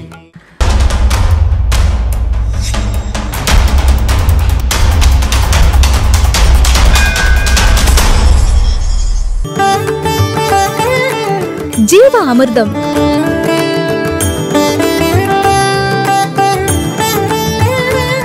சித்தர்களின் மாத இதழில் சித்தர்கள் மகான்களின் வரலாறுகளும் ஆன்மீக கட்டுரைகள் மற்றும் குரு பூஜை தகவல்களும். ஜீவாமிர்தம் பத்திரிகையாளருங்க வந்திருந்து புக்கு டிஸ்ட்ரிபியூட் பண்ணாங்க. அதை நான் எதேச்சியாக வாங்கி ஃப்ரீ காப்பி கொடுத்ததில் நான் எதேச்சியாக படிக்க ஆரம்பித்து தான் அதில் இருந்த கருத்துக்கள் எல்லாம் ரொம்ப இன்ஸ்பைரிங்காக இருந்ததுங்க. அவர் திருமுருகன் ஐயா எழுதுகிற தலைப்புகள் எல்லாமே ரொம்ப நல்லா இருக்குங்க சார். அவர் எழுதுகிற ஸ்டைல் வந்து ரொம்ப அருமையாக இருக்குங்க. நம்ம சித்தர்கள் பரம்பரை மரபு வழி வந்த வழிபாடு எப்படி, எதுக்கு சித்தர்களை நம்ம வழிபடுறோம், எப்படி வழிபடணும், எல்லாருக்கும் புரிகிற மாதிரி அவர் style of writing is very குட்டுங்க. இப்போ பள்ளிக்கூடங்களில் இவரை ஒரு பேச வச்சாவில் இந்த கருத்துக்களை எடுத்து போனால் அடுத்த தலைமுறைக்கு நம்ம தமிழ் மரபு சார்ந்த வழிபாட்டு முறைகள் அதில் இருக்கிற உண்மையான சாரமெல்லாம் அடுத்த தலைமுறைக்கு அழியாமல் போய் சேரோன்றதுங்க. எல்லா பள்ளிக்கூடத்துலேயும் அந்த மாரல் சயின்ஸு, வேல்யூ எஜுகேஷன் அதெல்லாம் இருக்குங்க. ஆனால் திருப்பி சொல்கிறாங்க. ஆனால் ஐயா சொல்கிற மாதிரி இவர் குறிப்பிடுற முறையில் வந்து நம்ம ஆன்மீக பயணத்தை வந்து குழந்தைங்களுக்கு ஆரம்பித்து வச்சோம்னா அது நாளைக்கு அவங்களுக்கு லைஃப் ஸ்டைலில் மெச்சூரிட்டி வரும்போது அப்போ அவங்க திங்க் பண்ணுவாங்க, நம்ம பள்ளிக்கூடத்தில் சொல்லி கொடுத்தாங்க, ஸோ இதுதான் வழிபாட்டு முறை, இந்த மாதிரி இருந்தோம்னா நம்ம வாழ்க்கை நல்லா இருக்கும்னு. ஸோ அந்த மாதிரி வரத்துக்கான விதை நம்ம ஐயா போட்டார்னா நல்லா இருக்கும். என்னோட ஆர்வம் ஆசை என்னன்னா அவரோட கருத்துக்கள் வந்து நிறைய போய் ஸ்ப்ரெட் ஆகணுன்றது. அதனால் எனக்கு அந்த ஜீவாமிர்தம் புக்கும் ரொம்ப பிடிக்குங்க. இந்த மாதிரி நீங்கள் சித்தர் சம்பந்தமாக செய்கிற இதுவும் ரொம்ப திருப்தியாக இருக்குது. மாதத்துக்கு ஒரு முறை ஜீவாமிர்தம் வருது பாருங்க. சித்தர்களை போய் வணங்கிட்டு வந்தோம்னா தெய்வத்தோட அருள், மகான்களோட அருள், நம்ம குடும்பத்தோட சேமம் எல்லாமே வளரும். நம்மளை சுற்றி அவங்களோட பாதுகாப்பு எப்பவும் வேலை செய்யும். அதனால் முடிஞ்ச அளவுக்கு சித்தர் சமாதி கோயிலுக்கெல்லாம் போயிட்டு வர்றோம். தகவலுக்கு நீங்கள் மாரி புத்தகத்தை பயன்படுத்தினீங்கன்னா மாதம் எங்கெங்கே குரு பூஜை நடக்குதுன்னு ஜீவாமிர்தம் புஸ்தகத்தில் நமக்கு தெரியலனால அவங்க கண்டுபிடிச்சி போடுறாங்க. அதை வாங்கி நம்ம பயன்படுத்தினோம்னா நமக்கு மகான்களோட ஆசி, சித்தர்களோட பாதுகாப்பு தாராளமாக கிடைக்கும். எல்லாரும் வாங்கி பயனடைங்க. சித்தர்களை வணங்கி சீரும் சிறப்புமாக இருங்க. ஜீவாமிர்தம்ங்கிற ஒன்று எடுங்க உள்ள, அதுக்குள்ள நிறைய விஷயங்கள் உங்களுக்கு கிடைக்கும் அப்படின்னு தான் அவருக்கு சொல்லியிருக்கிறேன். இவ்வளோ அற்புதமாக எப்படி ஒரு அனுபவம், எத்தனை இடங்கள் அவர் போயிருப்பாரு அப்படின்னு நினைச்சவர்.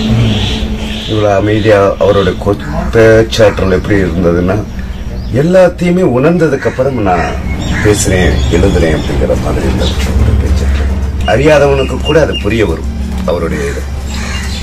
சித்தர்கள் இருந்து பேச முடியாது, ஆனா அவரு அதவே சித்தரிச்சு அழகா இயலாதவங்களுக்கும் கொடுத்திருக்கிறாரு. இயல்ற மாதிரி சிறப்பம்சம் தான். அணுவா ஆராய்ஞ்சிருக்காரு. எது முகப்புல நல்லது கெட்டது யாரா இருந்தாலும் அதுக்குள்ள நாடி செல்லும் போது தன்னை சரி பார்த்துக்கிட்டு உள்ள பயணிக்கணுங்கிறத திருமுருகன் ஐயா நிறைய அவருடைய இதில் சொல்லியிருக்கிறாரு.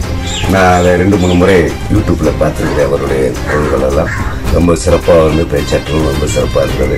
உள்ள பதிகிற மாதிரி அவர் பேசியிருக்கிறார். தெளிவாக பேசியிருக்காரு. ஆனால் யார் மனதும் காயப்படாம பேசியிருக்காரு. அதுதான் விசேஷமே. அவர் எனக்கு ரொம்ப பிடிக்கும் அவருடைய குரல். நிறுத்தி நிதானமா பேசக்கூடிய ஒரு தன்மை. என்ன கேட்டால் அவர் ஒரு சித்தன்னே சொல்லுவேன். இவருடைய ஃபீச்சர் பார்த்துக்கிட்டு நான் சராசரி மனிதனா மாறணும்னு நினைச்சேன். இவ்வளவு எல்லாம் கட்டுறதுக்கு அப்புறம் அவர் இவ்வளவு உணர்ந்ததுக்கு அப்புறம், ஏன்னா இதுல ஒரு வரிகள் கூட எனக்கு தெரியாது. அவர் எத்தனை ஆலயங்கள், சித்தர்கள், சமாதிகள் போய் இத்தனையும் கலெக்ட் பண்ணி அவர் செய்திருப்பார். ஒருத்தர் கூட அவருக்கு அந்த அருள் கொடுக்காம இருந்திருப்பாங்களா? அந்த கருணை கிடைக்காம இருந்திருக்குமா? அது அத்தனையும் சேர்ந்துதான் இந்த ஜீவாமிர்தம்ங்கிறது அவர் கொடுத்திருக்கிறாருங்கிறத தெரிஞ்சுக்கிட்டு வாழும் கலையும். ஜீவ அமிர்தம் மாத இதழினை மக்களுக்கு கொண்டு போய் சேர்க்கின்ற அன்பர்களின் எதிர்கால நல்வாழ்விற்காக தலா 1,00,000 பொற்கிழியை வழங்குகிறது சித்தர்களின் ஜீவ அமிர்தம் அறக்கட்டளை. ஐயா திரு குமரவேல் அவர்கள். என்னுடைய பெயர் குமாரவேல். நான் பெரம்பூர் இந்த பகுதியை சேர்ந்தவன். எந்த உடல் பாதிப்பு இருந்தால் கூட இந்த புத்தகத்தை எல்லாருக்குமா போய் செலுத்திருக்கிறேன். இந்த புத்தகத்தை வாங்கிறதுக்கு நான் அவங்களோட கூட சேர்ந்தது கூட காரணம் இந்த இறைஞானம் தான். இந்த சித்தன் சிவனோட அன்பு உடன்படிக்கை தான். அதில் கிடைச்ச புத்தகத்தை வாங்கி படித்த அனைவரும் இன்றைக்கி அருமையாகவும் எளிமையாகவும் ஏழ்மையாகவும் இல்லாமல் சந்தோஷமான நிலையில் வாசகங்களோடு வாழ்ந்து கொண்டிருக்கிறார்கள். அதில் பெரிய பெருமை. என்னை போன்ற இந்த ஊர்தி சைக்கிள் தான் எனது. என் காலத்தால் இன்ன வரைக்கும் 10 ஆண்டு காலமும் இந்த சைக்கிளில் தான் எவ்வளவோ தூரம் இருந்தாலும் சரி, ஒரு புத்தகம் கேட்டால் அதை எடுத்துமே கொடுத்து அவங்ககிட்ட ஆசீர்வாதத்தோடு இந்த புத்தகத்தை 50 ரூபாய்க்கு ஒரு 50 ரூபா கூட கொடுப்பாங்க. ஒரு சாப்பாடு கொடுப்பாங்க, எனக்கு நாஷ்டா கொடுப்பாங்க, பழம் கொடுப்பாங்க. இப்படியெல்லாம் கொடுத்துருக்குறாங்க. வெறும் சித்தர்கள் மட்டும் பற்றி அல்ல ஐயா. ஒவ்வொரு வாக்கியம் ஔவையார் சொன்ன மாதிரி காலையில் எழுந்துருன்னு சொல்கிற மாதிரி ஒவ்வொரு வார்த்தைகளையும் நீங்கள் கூர்ந்து கவனித்து ஆழ்ந்து சிந்தித்து படித்தால் கண்டிப்பாக உங்கள் வாழ்க்கையில் உள்ளங்காலேருந்து உச்சந்தலை வரைக்கும் கண்டிப்பாக கண்ணுள் கடவுளாகவும் கண் நிமிக்கிற நேரத்தில் காதலாகவும் இந்த புத்தகம் உங்களை மாற்றிவிடும். அன்பு கலந்த உறவோடு உங்களை வாழ வைக்கும். இந்த ஜீவ அமிர்தத்துக்குள் உங்களுடைய நுழைவு பெரும் வாயிலை காட்டி கொடுக்கும். அன்பனும் பிடியில் அகப்பட்ட கருப்பொருள் மாதிரி உங்களுடைய உடலை இது மாற்றிவிடும். நீங்கள் கூட இதை பார்த்துட்டு வாங்கிற போது உங்கள் சொந்தக்காரர்களுக்கு, உங்கள் உறவுக்காரர்களுக்கு இந்த புத்தகங்களை வாங்கி கொடுங்க. கல்யாண வீடுங்களுக்கு பரிசு பணம் எழுதுவதோட ஒரு ஜீவ அமிர்தம், ஒரு ஞான அமிர்தம், ஒரு குரல் அமுதம், இது போன்ற பொருட்களை வாங்கி அனுப்பிச்சா அவங்க இந்த கல்வி ஞானத்துக்கே உங்களை பார்க்கும்போது நம்ம பிள்ளை ரொம்ப ஒரு இறைஞானமாக நமக்கு நல்ல ஒரு பொருளை பொக்கிஷத்தை கொடுத்துருக்குது பணத்தை விடன்னு சொல்லி விருப்பப்படுவாங்க, சந்தோஷப்படுவாங்க. ஜீவ அமிர்தனுடைய ஆசிரியர் கோ திருமுருகனுடைய மனம் எங்களோட ஒரு வாழ்க்கையினுடைய பெரிய தரம் உயர்வதற்கு எங்களுக்கு ஆதரவு தெரிவித்து அந்த பொற்கிழியை அவங்களுடைய கரங்களால் கொடுத்து அவரோடு சேர்ந்து இன்னும் மேலும் பல நன்மைகளை பயக்க வேணும் சொல்லி நன்றி கலந்த உறவோடு கைகூப்பி வணங்கி இறைவனை சந்தோஷப்படுத்திக் கொள்கிறோம். அடுத்து திரு பாஸ்கர் கருணாநிதி அவர்கள். சித்தர்களுக்குன்னு ஒரு புக்கு மாத இதழ்னா அது ஜீவாமிர்தம் தான். நேரடியாக போய் சேகரித்து அதில் தகவல் கொடுக்குறோம். இந்த மாத இதழ் வர்றதுக்கு முக்கிய காரணமாக இருக்கும் ஐயா திருமுருகன் ஐயாவுக்கு நன்றி தெரிவித்துக் கொள்கிறேன். அது அவ்வளோ சிரமப்பட்ட காலத்துலேயும் அவரை கொண்டு இன்னைக்கு பார்த்தீங்கன்னா ஒரு நிலையான இடத்த பிடித்து ஜீவாமிர்தம் மாத இதில் ஒரு மாதம் கூட அதோட குவாலிட்டியும் தன்மையும் குறையாமல் வெளியே வந்து கொண்டிருக்கிறது. அருளாளர்கள் 1000 புக்கு வெளிவர இருக்கிறது. அது எப்படின்னா, திருமுருகன் ஐயா வந்து ஒரு தொகை எங்களுக்கு கொடுக்க சொல்லியிருக்காரு. எங்களை ஊக்குவித்து சிறப்பாக வெளிக்கொண்டு வந்திருக்கோம் திருமுருகன் ஐயாவுக்கு இந்த மனமார்ந்த நன்றி தெரிவித்துக் கொள்கிறேன். திரு அண்ணாதுரை அவர்கள்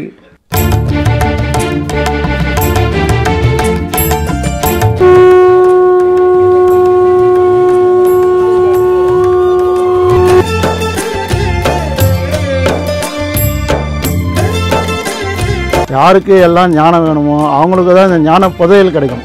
ஜீவ அமிர்தம் என்பது ஞான புதையல் தான். இந்த புத்தகத்தை வந்து மாதம் மாதம் நம்ம எந்த வகையில எதுவுமே சேர்க்கணும் அப்படின்ட்டு ஒவ்வொரு குரு பூஜைக்கும் ஒரு நாளைக்கு ஒரு ஊர் இந்த புத்தகத்தில் குரு பூஜை தகவல் கொடுத்துருப்பாங்க. 30 குரு பூஜை 30 நாள் தகவல் இருக்கும். நான் 30 நாளும் எல்லா இடத்துக்கும் நான் போவேன். நான் ஒரு தான் ஸ்டால் போடுவேன். இன்றைக்கி பார்த்தாக்கா அந்த புத்தகத்தை வச்சு கிட்டத்தட்ட ஒரு 30-40 கடைக்கு வந்திருக்கு, வியாபாரிங்க வந்திருக்காங்க. புத்தகத்தின் மூலயமாக எவ்வளோ பேர் வாழ்கிறாங்கன்னு பார்த்தீங்கன்னா பல ஆயிரம் பேர் வாழ்கிறாங்க. ஆனால் நானே ஐயா கிட்ட பேசுறதுக்கு கொஞ்சம் நேரம் சில நேரங்களே தயங்குவேன். ஏன்னா கருத்தெல்லாம் வந்து ஆழ்ந்த சிந்தனை இருக்குது. இப்போ அந்த ஆழ்ந்த சிந்தனைகளை எதுலேருந்து எடுத்து போகிறாருன்னு எனக்கு தெரியாது. அப்போ நான் நினச்சிப்பேன் இது வந்து பிரபஞ்ச ஆற்றல், பிரபஞ்ச சக்தி அகத்தியருடைய ஒரு வழிபாட்டில் இருக்கிறதுனால அகத்தியர் பெருமானாரே ஐயா ஆசிரியர் மூலமா உணர்த்துறாரு. அந்த உணர்த்தும் போது அந்த கட்டுரைகளை எழுதுறாரு. அப்போது வியப்பாக இருக்குது. ஏன்னா எந்த புத்தகத்திலையும் நான் பார்க்கல. இன்றைக்கி இந்த புத்தகம் வந்து நான் ஆற்காடு பகுதியில் இருக்கிறேன். எல்லோரும் என்னை தேடி வந்து வாங்கிக்கிறாங்க. நான் யாரையும் இப்போ நான் தேடி போகிறதில்ல. வராங்க ஜனங்க தேடின்னு வந்துடுறாங்க. ஐயா வந்து இப்போ இந்த 1000 அருளாளர்கள்ன்ற ஒரு புத்தகம் வெளியிடுறாரு. அந்த புத்தகத்தின் வெளியீட்டு விழாவில் என்னை அழைத்துள்ளார்கள். அந்த விழா சிறப்பு என்ன என்றால், ஐயா போன மாதமே சொல்லிட்டாரு, ஆனால் அதில் நீங்கள் வந்து கலந்துக்கணும், அதில் வந்து ஒரு பொற்கிழி கொடுக்குறோம், ஒரு பிரபலமான ஒரு கையால் அதில் ஒரு பொற்கிழி உங்களுக்கு கொடுக்குறோம், அது உங்கள் திருமணத்துக்கு உதவியாக இருக்கும், உங்கள் மகள் திருமணத்துக்கு உதவியாக இருக்கும். ஐயா ஏற்கனவே மகள் திருமணத்துக்கு கொடுத்து உதவி பண்ணியிருக்காரு. ஐயா புத்தகங்கள்லாம் கொடுத்து உதவி பண்ணியிருக்காரு. அந்த புத்தகம் விற்று எனக்கு பணம் கொடுக்காத, உன்னுடைய மகள் திருமணத்துக்கு வைத்துக்க அப்படின்னு சொன்னார். அதெல்லாம் பார்த்தீங்கன்னா ஒரு அமௌண்ட்டு ஐயா ஒரு கவரை சுற்றியே தந்து கொடுத்தாரு. என்னுடைய 2வது மகளை பெங்களூரில் கொடுத்துருக்குறேன். நம்ம ஜீவாமிர்தம் மாதேவின் சார்பாக ஐயா அவர்கள் என்னுடைய மகள் திருமணத்துக்கு வந்து வாழ்த்து தெரிவித்தார்கள். அடுத்தது இன்னொரு மகளுக்கும் திருமணம் பண்ணணும், அதுவும் ஐயா கிட்ட விண்ணப்பம் வச்சுருக்கேன். எல்லாம் சிறப்பாக நடக்கும்னு சொல்லியிருக்காரு. என்னுடைய குடும்பமே வந்து இந்த புத்தகத்தின் வாயிலாக நாங்கள் உயிர் வாழ்கின்றோம். நன்றி ஐயா. அடுத்ததாக மூத்த பத்திரிகையாளர் திரு தா சங்கர் அவர்கள். தமிழ்நாடு மட்டுமல்ல, உலகத்தில் எந்த பகுதியில் இருக்கின்ற தமிழர்கள் பாராட்டக்கூடிய அளவிற்கு ஐயா திருமுருகன் வளர்ந்திருக்கிறார் என்றால் அவர் எண்ணம் தூய்மையானது, அவர் உள்ளமும் தூய்மையானது. ஒரு இளைஞர், அதுவும் BE பட்டதாரி, அவர் வேலை வாய்ப்பு கூட நாடாமல் சித்தர்களை நாடி அவர் இறங்கினார். அவருடைய பெயர் திருமுருகன். இயற்கையாகவே அந்த திருமுருகனுக்கு ஆண்டவனும் அருளும் சித்தர்களின் அருளும் கிடைத்தது. அதனால்தான் ஜீவ அமிர்தம் என்ற இதழை தொடங்கினார். அந்த மகானை சந்திப்பதற்கு நான் மிகவும் பெருமைப்படுகிறேன். போகின்ற போதும் வருகின்ற போதும் வணக்கம் சொல்லி செல்வார். ஆனால் அவர் உள்ளம் தெளிவான இருந்த காரணத்தால் தான் அவர் எழுத்தும் வலிமையடைந்தது. சமுதாயத்திலே மலிந்து கிடக்கவர்கள் உயர வேண்டும். அந்த சித்தர்கள் ஞானம் இருந்தால்தான் இயற்கையாகவே வரும். அது மட்டுமல்ல, அவர் உள்ளத்திலே ஆண்டவன் தோன்றி 1000 சித்தர்களை பற்றி தெளிவாக ஒரு நூலை ஏற்றியுள்ளார். எங்கெங்கெல்லாம் மறைந்திருக்கிறார்களோ அவர்களெல்லாம் எழுப்பி புனரமைத்து சமாதி, ஜீவ சமாதியை உருவாக்கினார்கள். அவர் மறைமுகமாக எவ்வளவோ செய்திருக்கிறார். அறக்கட்டளை மூலமாக தெருவோர் வசிப்பவர்களுக்கு பாய், பெட்ஷீட் போன்ற பொருட்களை வழங்கியுள்ளார். அதே நேரத்தில் கொரோனா காலத்திலே பாதிக்கப்பட்ட மக்களுக்கும் வழங்கியிருக்கிறார்.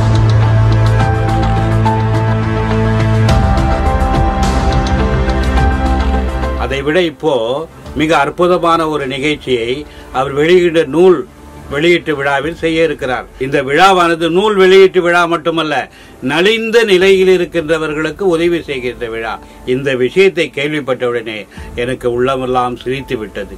இப்படியும் ஒரு மாமனிதரா? இருக்கின்றவர்களிடம் பணத்தை பிடுங்க ஆசைப்படுவதா தவிர தன்னுடைய பொருளை மற்றவருக்கு கொடுத்து மகிழும் பாக்கியம் ஐயா திருமுருகன் அவர்களால் எனக்கு கிடைத்திருப்பது எனக்கு கிடைத்த பெரும் பாக்கியம் என்று அவருக்கு மட்டுமல்ல, அவரை சார்ந்தவர்களுக்கும், அவருடைய தாய் தந்தையருக்கும், அவருடைய மனைவிக்கும், அவர் மக்களுக்கும் எனது நன்றியை அவர்கள் பாதங்களில் செலுத்துகிறேன். அடுத்ததாக திரு மகேந்திரன் ஐயா அவர்களுக்கு நமது ஐயா அவர்கள் பொற்கிழி 1,00,000 காசோலையை வழங்கி இப்பொழுது கௌரவிப்பார்.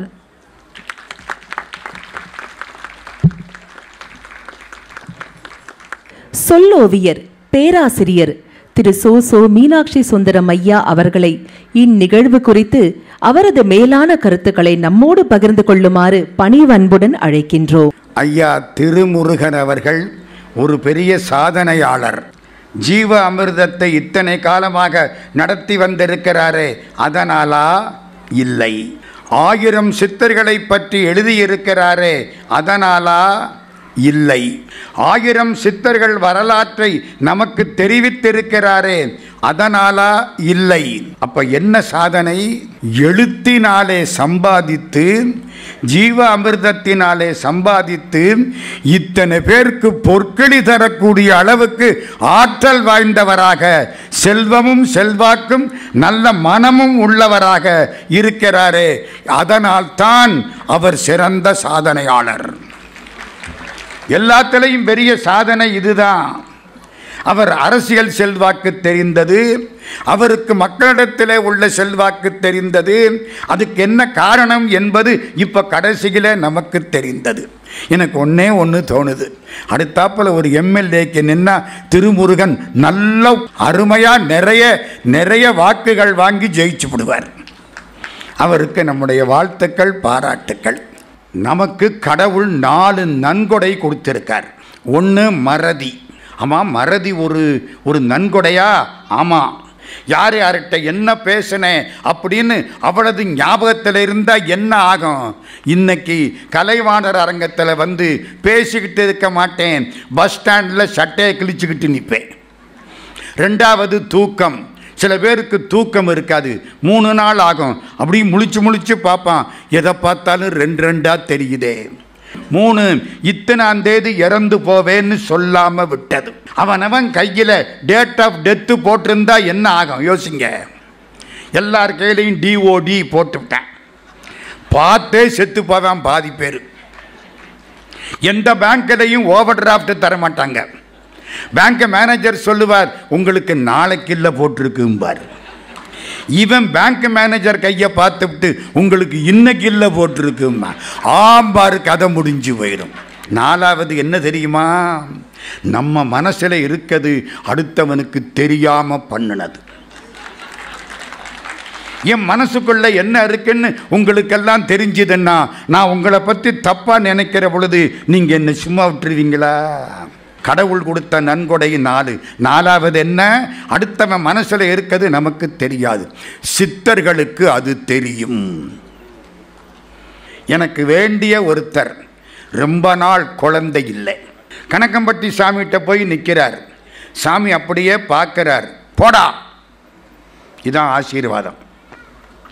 அவருக்கு ஒன்றும் புரியலை. என்ன சாமி என்னை விரட்டி விட்டாரு, திரும்பிட்டார். இன்னும் கொஞ்ச நாள் 3 மாதம் ஆச்சு. திரும்பவும் போனார். சாமி இப்படி பார்க்கிறார், உனக்கு என்ன வேணும்? குழந்தை வேணும். அந்த கிணத்துல போய் குளிச்சுட்டு வா. அங்கே ஒரு கிணறு, பாலுங்கிணறு. போய் குளிச்சுட்டு வந்தார். வந்ததுக்கப்புறம் திரும்பவும் ஒரு பார்வை பார்க்கிறார். காக்கா பறந்துருச்சு, ஆடு குட்டி போட்டுருச்சு, போடா. உங்களுக்கு என்னமாவது புரிஞ்சுதா? ஒன்றும் புரியலை. 10வது மாதம் சனி பெயர்ச்சி அன்னைக்கு அவருக்கு பெண் குழந்தை பிறந்துருச்சு. இன்னைக்கு அந்த பெண் குழந்தைக்கு 22 வயசு, எம்ஏ முடித்து நல்லா பாஸ் பண்ணி நல்லா வேலை பார்க்குது. சித்தர் வாக்கு புரியுதா? 1000 சித்தர்களை இவர் எப்படித்தான் கண்டுபிடிச்சாரோ. ஆனால் ஒன்று, இதுக்கு மேலேயும் இன்னும் இருக்காங்க. தேடி தேடி தேடி 10 ஆண்டுகளாக எங்கே போனாலும் அதை கண்டுபிடிச்சு, அதுவும் ஒரு கோயிலுக்கு பழனியில் ஒரு கும்பாபிஷேகத்தை பண்ணி வாழ்க்கையை முழுக்க சித்தர்களுக்கென்று அர்ப்பணித்திருக்கிறார். அதனால தான் அவருக்கு இந்த பெரிய பாராட்டு கிடைத்திருக்கிறது. இந்த 1000 சித்தர்களை பற்றி அவர் இத்தனை பேர் இருக்காங்கன்னு சுருக்கமாக எழுதியிருக்கார். இதை விளக்கமாக எழுதினால் கிட்டத்தட்ட 1,00,000 பக்கமாவது வரும். அவ்வளவு செய்திகள் அதில் இருக்கு. ஏழைகளுக்கு சாப்பாடு தானுங்க ஜீவ அமிர்தம், அதையும் செய்கிறார்கள். அவர்களுக்கு நம்முடைய வாழ்த்துக்கள் என்று கூறி ஜீவ அமிர்தத்துக்கு நம்முடைய பாராட்டுக்கள். திருமுருகன் ஐயா அவர்களுக்கு நம்முடைய பாராட்டுக்கள். இந்த நூலை வாங்கி படியுங்கள். இன்னைக்கு திருவண்ணாமலை, பர்வதமலை, கொல்லிமலை, பழனிமலை, சதுரகிரி எல்லாம் கலைவாணர் அரங்கத்துக்குள் வந்து குவிந்து விட்டன. இந்த புண்ணியம் திருமுருகன் அவர்களை சேர்ந்தது. அவர்களுக்கு பாராட்டுக்களை தெரிவித்து இந்த வாய்ப்பை அளித்த பெருமக்களுக்கு நன்றி சொல்லி அனைவரையும் வணங்கி அமைகிறோம். நன்றி, வணக்கம். நிறைவு உரை ஜீவ அமிர்த அருள் உரை. அத்தகைய உரையை நிகழ்த்த வருகிறார் தயவு அருளன்னை பிரபாவதி அம்மையார். அம்மையாரை அன்போடு அழைக்கிறோம். இந்த ஜீவ அமிர்தம் பத்திரிகை 2014ஆம் ஆண்டு அக்டோபர் 5ஆம் தேதி தான் முதலில் இது அவைக்கு வந்தது, உலக அவைக்கு வந்தது. அப்பொழுது ஒரு அதிசயம், அன்று பெருமானாரினுடைய பிறந்த நாள் எல்லாருக்கும் தெரிஞ்சிருக்கணும். திரு அருட்பிரகாச வள்ளல் பெருமானார் அவர்களுடைய பிறந்த நாள் அன்று தான் இந்த முதல் பத்திரிகை வெளிவந்தது. அந்த விடியற் காலை ஒரு கனவு, ஒரு மலை பிரதேசம் போல இருக்கு. அந்த மலை பிரதேசத்தில் உட்கார்ந்துட்டு இருக்கேன். அப்போ உயரமாக நல்ல ஒரு வட இந்தியர் போல ஒருவர், ஆனால் இயல்புக்கு மாறா கொஞ்சம் உயரமாக இருந்தார். முகம் அவ்வளோ வசீகரமாக இருக்குது. பொன்னிற தேகம். அப்படியே நோக்கி வருகிறார், அடியனை பார்த்து வராரு. அப்போ என்ன பண்ணுறாரு, 2 1 ரூபாய் நாணயங்கள் அதை எடுத்து கையில் கொடுத்து இந்தா வச்சுக்கோ அப்படின்னு சொல்லிட்டு அவர் கிளம்பிடுறாரு. இந்த கனவு எழுந்த உடனே இந்த கனவு என்ன இது, யாரோ ஒரு பெரியவர் வந்தார், இந்த 2 1 ரூபாய் நாணயங்களை கொடுத்துட்டு போயிட்டாரு இப்படின்னு தோணுச்சு. விழா குழுவினர்கள் அன்றைக்கு வெளியிட வேண்டிய அந்த புத்தகத்தை எடுத்து கையில கொடுத்தாங்க. சத்தியம் உரைக்கின்றேன், பொய் சொல்லல. அந்த புத்தகத்தை திறந்த பொழுது நான் யாரை கனவில் பார்த்தேனோ அந்த பெரியவரினுடைய புகைப்படம் அதுல இருக்கு. அவர் யார் தெரியுங்களா? கோடி தாத்தா. அதிசயம். உடனே அவரை பத்தி படிக்கிறேன். என்னடா இது, இவர் தானே நம்ம கனவுல இன்னைக்கு வந்தாரு அப்படின்னு சொல்லி அவரை பற்றி அந்த செய்தியை படிக்கிறேன். அந்த செய்தியில அவங்க என்ன சொல்லியிருக்காருன்னா, ஐயா திருமுருகன் ஐயா தான் அதை அந்த பத்திரிகையில் எழுதியிருக்காங்க. தன்னை நாடி வருபவர்களில் யார் தன்னை அறிய வேண்டும் என்கிற ஆன்மதாகத்தோடு வருகிறார்களோ அவர்களுக்கு மட்டும் அவர் நாணயங்களை, 1 ரூபாய் நாணயங்களை குறியீடாக அளிப்பார். இந்த சர்டிபிகேட். அப்ப பாருங்க, இது ஜீவ அமிர்த பெருமையா அல்லது அந்த செய்தியினுடைய பெருமை இது உண்மைதான் என்று சொல்வதா? இதெல்லாம் நீங்களே தீர்மானித்துக் கொள்ளுங்கள். அன்று அதை படிச்சுட்டு அதை மேடையில் சொல்ல வேண்டும் என்று நினைத்த பொழுது அதை மறைத்து விட்டார்கள். வேற ஏதோ பேசிட்டு இறங்கி வந்துட்டேன். ஐயோ, இந்த செய்தியை நம்ம அப்ப உடனடியாக சொல்வதற்கு அவர்கள் அனுமதிக்கவே இல்லை. இப்ப ஞாபகமா சொல்லிவிட வேண்டும் என்று சொன்னேன். இந்த அருளாளர்கள் 1000 என்கிற இந்த புத்தகம் இப்போது நம்முடைய வருகை எந்த ஒரு காரியமும் காரணம் இல்லாமல் இல்லை. உங்களுக்கெல்லாம் நல்ல காலம் மலர்ந்து விட்டது என்பதற்கு அடையாளம் என்ன தெரியுமா? சித்தர்களின் குருமார்களினுடைய அறிமுகம் நமக்கு கிடைச்சிடும்.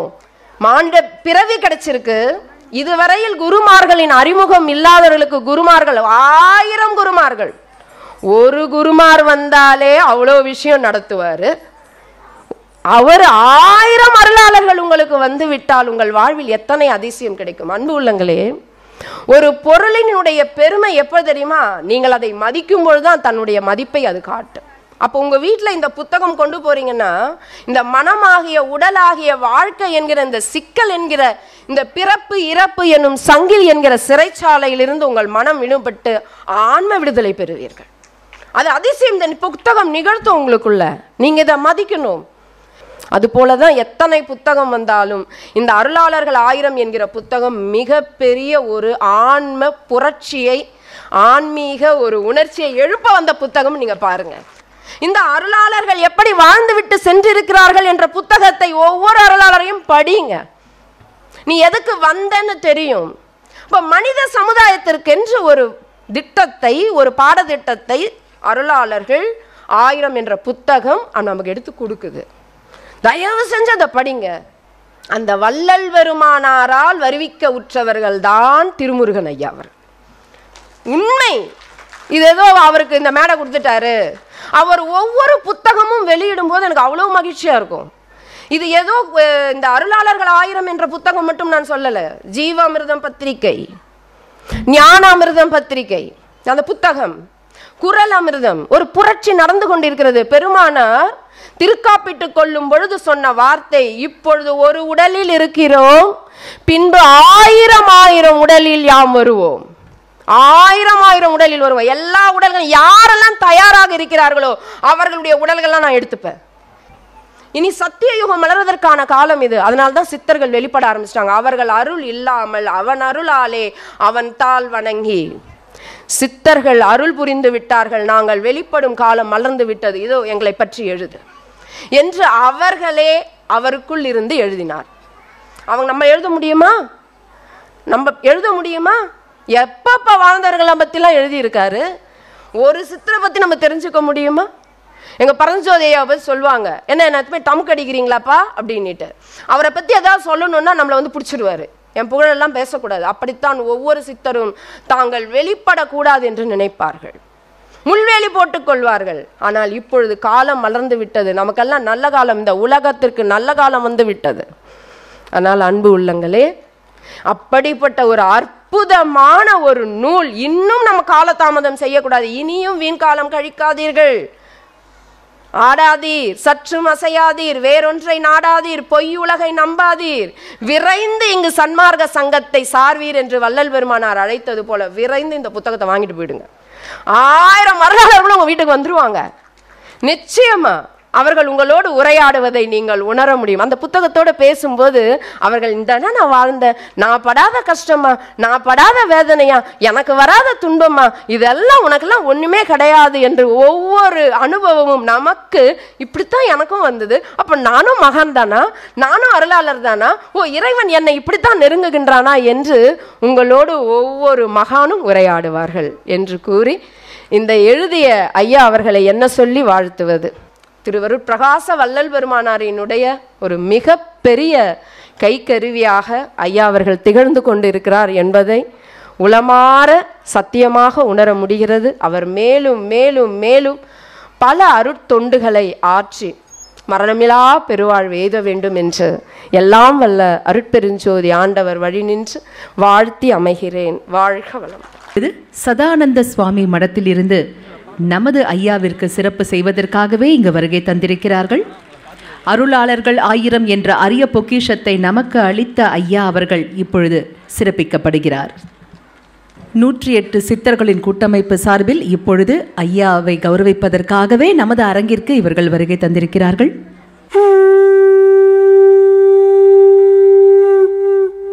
நமது ஐயா அவர்களே இயற்றிய கனகம்பட்டி சுவாமிகளின் அற்புதமான பாடல் ஜனனம் மனனம் என்ற பாடலுக்கு இப்பொழுது நமது நடனமணிகள் நம் கண்களுக்கு விருந்தளிக்கும் வகையில் நாட்டிய நாடக வடிவில் ஒரு குட்டி நாட்டிய நாடக வடிவில் அரங்கேற்ற உள்ளனர். தொடர இருப்பது ஜனனம் மனனம்.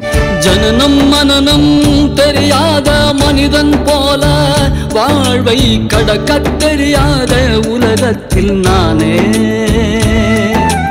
இன்பம் துன்பம் உணராத சமூகம் போல ஞானத்தை கற்றுத் தெளியாத சுற்றத்தில் நானே, ஞானமலை பழனிக்கு வந்து கனகன்பட்டி ஐயனை கண்ட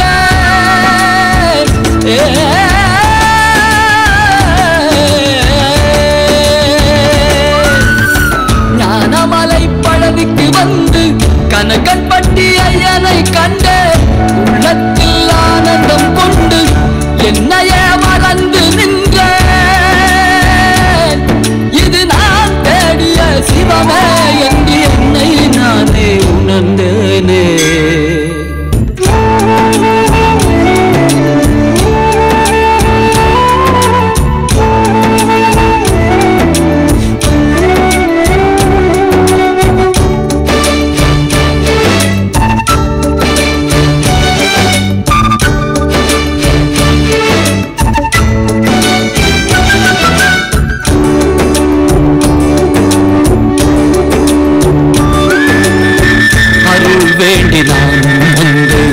ஐயன் உன்னை நம்பி வந்து உந்தன் ஆற்றல் உணரும் போது உள்ளம் மகிழ்ந்தே, உந்தன் அருள் பெற்ற தருணம் உன்னை பொருள் உணர்ந்த நிமிடம் ஒரு கணத்தில் மாற்றிவிட்டாய் ஞானம் பெற்றே, பொய்வையை நீக்கிவிட்டு நேர்மையாய் வாழ வைத்தாய், வாழ்க்கையின் துணையாய் நின்று வெற்றிகள் பலவும் தந்தாய். மூட்டை சாமியே சரணம் சரணம் என்று குருவாய் உணர்ந்த தருணம். ஜனனம் மனனம் தெரியாத மனிதன் போல வாழ்வை கடக்க தெரியாத உலகத்தில் நானே.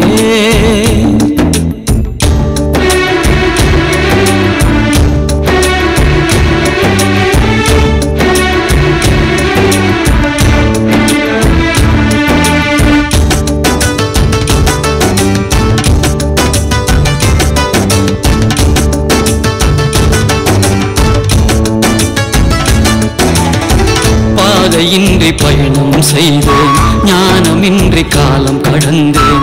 பகவன் உன்னை பணிந்து வந்தேன், பாதை கண்டேன். கோபதாபம் மறைய கண்டேன், தான தர்மம் செய்ய விழைந்தேன். நீதி நியாயம் அறிந்து கொண்டேன், தன்னை உணர்ந்தேன். தீமையை விலக்கி வைத்து நன்மையை பெருக்கி தந்தாய். மாயத்தை தூரம் தள்ளி ஞானத்தை அள்ளி தந்தாய். பாரே போற்றும் பழனிசாமியின் பாதம் பணிந்து வாழ்வேன்றே. ஜனனம் மனனம் தெரியாத மனிதன் போல வாழ்வை கடக்க தெரியாத உலகத்தில் நானே. இன்பம் துன்பம் உணராத சமூகம் போல ஞானத்தை கற்றுத் தெளியாத சுற்றத்தில் நானே. ஞானமலை பழனிக்கு வந்து கனகப்பட்டி ஐயனை கண்டேன். உள்ளத்தில் ஆனந்தம் கொண்டு என்னையே மறந்து நின்றேன். இது நான் தேடிய சிவமே என்று என்னை நானே உணர்ந்தேன். என்னை நானே உணர்ந்தேன். என்னை நானே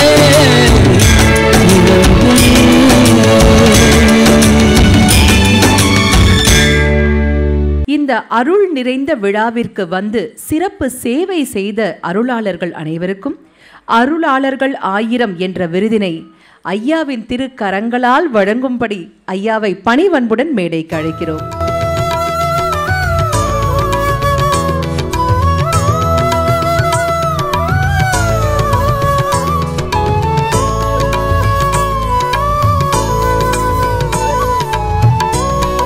சார் நான் பேசின ரொம்ப நேரம் ஆகும் சார். ஒரு சின்ன காணொலியாக உங்களுக்கு நான் என்னோட இதுவை இன்றைக்கி ஸ்பீச் கொடுத்துட்றேன். நீங்கள் இதெல்லாம் இதை பார்த்துடலாம். நற்சபையில் நலம் பயக்கும் நன்னூலினை வெளியிட்டு அமர்ந்திருக்கும் சான்றோர் பெருமக்கள் அனைவரையும், விழாவிற்கு வருகை தந்துள்ள அனைத்து ஜீவர்களையும் சிரம் தாழ்த்தி என் ஆத்ம வணக்கங்களை தெரிவித்துக் கொள்கின்றேன். சித்தர்கள், மகான்கள், ஞானியர்கள், யோகியர்கள், தவசீலர்கள் மற்றும் சன்மார்க்க சீலர்கள் என்ற அருளாளர்களின் அருள் வரலாற்று நூலினை இந்த ஐப்பசி பௌர்ணமி நன்னாளில் அருளாளர்கள் 1000 என்ற பெயரில் 3 பாகங்களாக ஒவ்வொரு அருளாளர்களின் நட்சத்திர பட்டியலுடன் எல்லாம் வல்ல சித்தர்களின் பேரருளாலே சிறப்பாக வெளிக்கொணரப்பட்டுள்ளது. இதனை பிறவி பயனாக கருதுகின்றேன். இவ்விழாவில் வந்த அனைவருக்குமே இந்த நாள் ஓர் புனித திருநாள் என்பதுதான் உண்மை. இந்த அரங்கானது இன்று அருள்மணம் வீசும் அரங்காகி இருக்கின்றது. நமக்கு அரணாக இருந்து இந்த உலகை காக்கின்ற பேரண்டத்தின் காவலர்களான சித்தர்களின், மகான்களின் அருள் அலைகள் இங்கே தழுவிக் கொண்டிருக்கின்றது. இந்த பேரண்டத்தோடு இயற்கையோடு கலந்து இயல்பான வரவாழ்வை வாழ்ந்து தன் உடலான குண்டத்தில், அதாவது பிண்டத்தில் உள்ள பேரண்டத்தை உணர்ந்து கிரகங்கள் தன்மை அறிந்து தன்னை உணர்ந்து மரணமில்லா பெருவாழ்வை வாழ்பவர்களே சித்தர்கள் ஆவர். மனித ஜீவிதங்கள் நலமோடு வாழ்வதற்கு மொழி, கலை, உணவு எல்லாம் படைத்து தந்து இவ்வுலகிலேயே அறிவாளிகளாக திகழ்ந்த சித்தர்கள் கண்டது மெய்ஞானம். அதனை இன்றைய விஞ்ஞானம் உறுதிப்படுத்தி வருகின்றது. அவ்வளவுதான். இன்று விஞ்ஞானம் வளர்ந்து பல உலக நாடுகள் அழிவதைத்தான் காண முடிகின்றது. இயற்கைக்கு எதிர்வினையாக இருக்கின்றது. இயற்கையான மெய்ஞானம் மட்டுமே உயிர்கள் வாழ்வதற்கு ஏற்றது. அதுபோல் கல்வி கற்கும் ஆசிரியர் நம்மை அன்று தண்டித்து நல்வழிப்படுத்தினார்கள். இன்று ஆசிரியர்கள் கண்டித்தால் கூட அவர்கள் தண்டிக்கப்படுகின்றனர். கல்வி தரம் தாழ்ந்து விட்டதால் பல பள்ளி குழந்தைகள் தங்களை மாய்த்து கொள்ளும் நிகழ்வுகளும் அரங்கேறி வருகின்றது. இப்படி தன்னம்பிக்கை இல்லாத சமூகம் வளர்வது ஆபத்தானது. இப்படி உணவு, உறவு, உடை, கலாச்சாரம், பண்பாடு, பழக்க வழக்கங்கள் எல்லாம் தலைகீழ் மாறிப்போயுள்ளது. இப்படித்தான் இன்று ஆன்மீகம் என்ற பெயரில் அறம் இழந்த செயல்கள்தான் நடந்து வருகின்றது. இதனை நம்மால் மறுப்பதற்கில்லை. இப்போது ஆன்லைனில் ஓமம் வளர்க்கும் கூட்டம் கூட வளர்ந்துள்ளது. மதம், சாதி, இனம் என வழிபாடுகளை பிரித்து மனிதநேயம் இழந்து பக்தியில் அலைந்து மாளும் அறியாமை கூட்டத்தின் செயல்கள் வேதனைக்குரியது. பொதுவாக யானைக்குத்தானே மதம் பிடிக்கும். அப்படி அதற்கு மதம் பிடித்தால் சேதம்தானே விளையும். அந்த மதம் மனிதர்களுக்கு பிடித்தால் என்ன ஆகும்? மனிதநேயம், அன்பு, கருணை எல்லாம் இழக்க நேரிடும். பேதம் உண்டாகும், பகை உருவாகும். அதனால் வினை மட்டுமே பெருகும். மனிதனின் பாவக் கணக்கு தீராது, பிறவி பிணியும் அகலாது. ஆக நம்முள் இருக்கின்ற 6 பகைவர்களை அழித்தால்தான் நம்முள் ஆன்மீக உணர்வை உணர முடியும். அது ஆணவம், கண்மம், குரோதம், லோபம், மாச்சரியம், மதம் என்பவைகளாகும். அதனால்தான் ஓர் உருவத்தை கொடுத்து நாம் ஆறுமுகனான முருகப்பெருமானை வணங்கி வந்தோம். இன்று நம் மரபை மறந்து பகைதொரும் மதத்தை பிடித்து கொண்டு அலைவது வேடிக்கைதான். இன்று இந்திய அரசியலானது நாட்டின் வளர்ச்சி சார்ந்ததாக இல்லாமல் மதம், சாதி சார்ந்ததாக மாறி வருகிறது. நிகழ்காலத்தில் மிகவும் மோசமாக நடக்கின்றது. மனிதர்களிடம் மதம் பார்த்து பேதம் காண்பதை நினைத்தாலே வேதனை அளிக்கின்றது. மதத்தை பற்றி கொண்ட மூடர்களால் தான் இன்று பல நாடுகள் தீக்கரையாகி மனித உயிர்களான வாழும் சிவங்கள் அழிந்து வருகின்றன. எத்தனை உயிர்கள் பலியாகின்றன. அதனை இந்தியாவிலும் நடத்துவதற்காக கடந்த 10 ஆண்டுகளாக முயல்கிறார்கள் மதவாதிகள். சாதி மத அடையாளங்களை மனிதர்கள் சுமக்கின்ற வரையில் சக மனிதனை வெறுப்பதும் கொலைவெறி தாக்குதல் நடத்துவதும் தான் தொடரும். அன்பும் கருணையும் மலராது. அந்த நாட்டில் ஆன்மீகம் மலராது. ஆணவமே தாண்டவமாடும். அதனால்தான் மதவெறி, சாதிவெறி கொண்ட வட மாநிலங்களை இன்று பேரண்டம் தாக்கி வருகின்றது. இதுபோன்ற மக்களின் விரோத போக்கானது முற்றிலும் தவறென்று 1000 வருடம் முன்பே அன்றே அகத்தியர் ஞானத்தில் தெரிவிக்கப்பட்டுள்ளது. இதனை மக்களாகிய நாம் புரிந்து கொண்டு விழிப்புணர்வுடன் பயணிக்க வேண்டும். 14 சித்தர்களுக்கு முன்னோடியாக திகழ்ந்த சித்தர் அகத்தியர். பொதுவாக சித்தர்கள் என்பவர்கள் போலியான மூடபக்தி, மூட நம்பிக்கைகள், ஏமாற்றும் சாமியார்கள், போலியான பூசைகளை தவிர்க்க சொல்வார்கள். சாதி மதம் கற்பித்து மக்களுக்கு எதிராக பேதம் விளைவிக்கும் போக்கினை கண்டிப்பார்கள். அவ்வகையில் சித்தர் அகத்தியர் பெருமான் வேதம், புராணங்கள், மதங்கள், போலியான இதிகாசங்கள், ஆகமங்கள் இவைகள் அனைத்தையும் பெரிதும் சாடியுள்ளார். இந்த சாதி மத வெறியர்கள் செய்த சூழ்ச்சியை அறிவதற்கு இந்த பாடல்களே சாட்சி. பாரப்பா 4 வேதம் 4 பாரு, பற்று ஆசை வைப்பதற்கு பிணையோ கோடி, வீரப்பா ஒன்று ஒன்றுக்கு ஒன்றை மாறி, வீணிலே அவர் பிழைக்க செய்த மார்க்கம், தேரப்பா தெரு தெருவே புலம்புவார்கள், தெய்வநிலை ஒருவருமே காணார் காணார், ஆரப்பா நிலை நிற்க போரார் ஐயோ, ஆச்சரியம் கோடியிலே ஒருவன் தானே. மேற்காணும் பாடலில் 4 வேதமும் அவர்கள் பிழைப்பதற்காக செய்த மார்க்கம் என்கிறார்.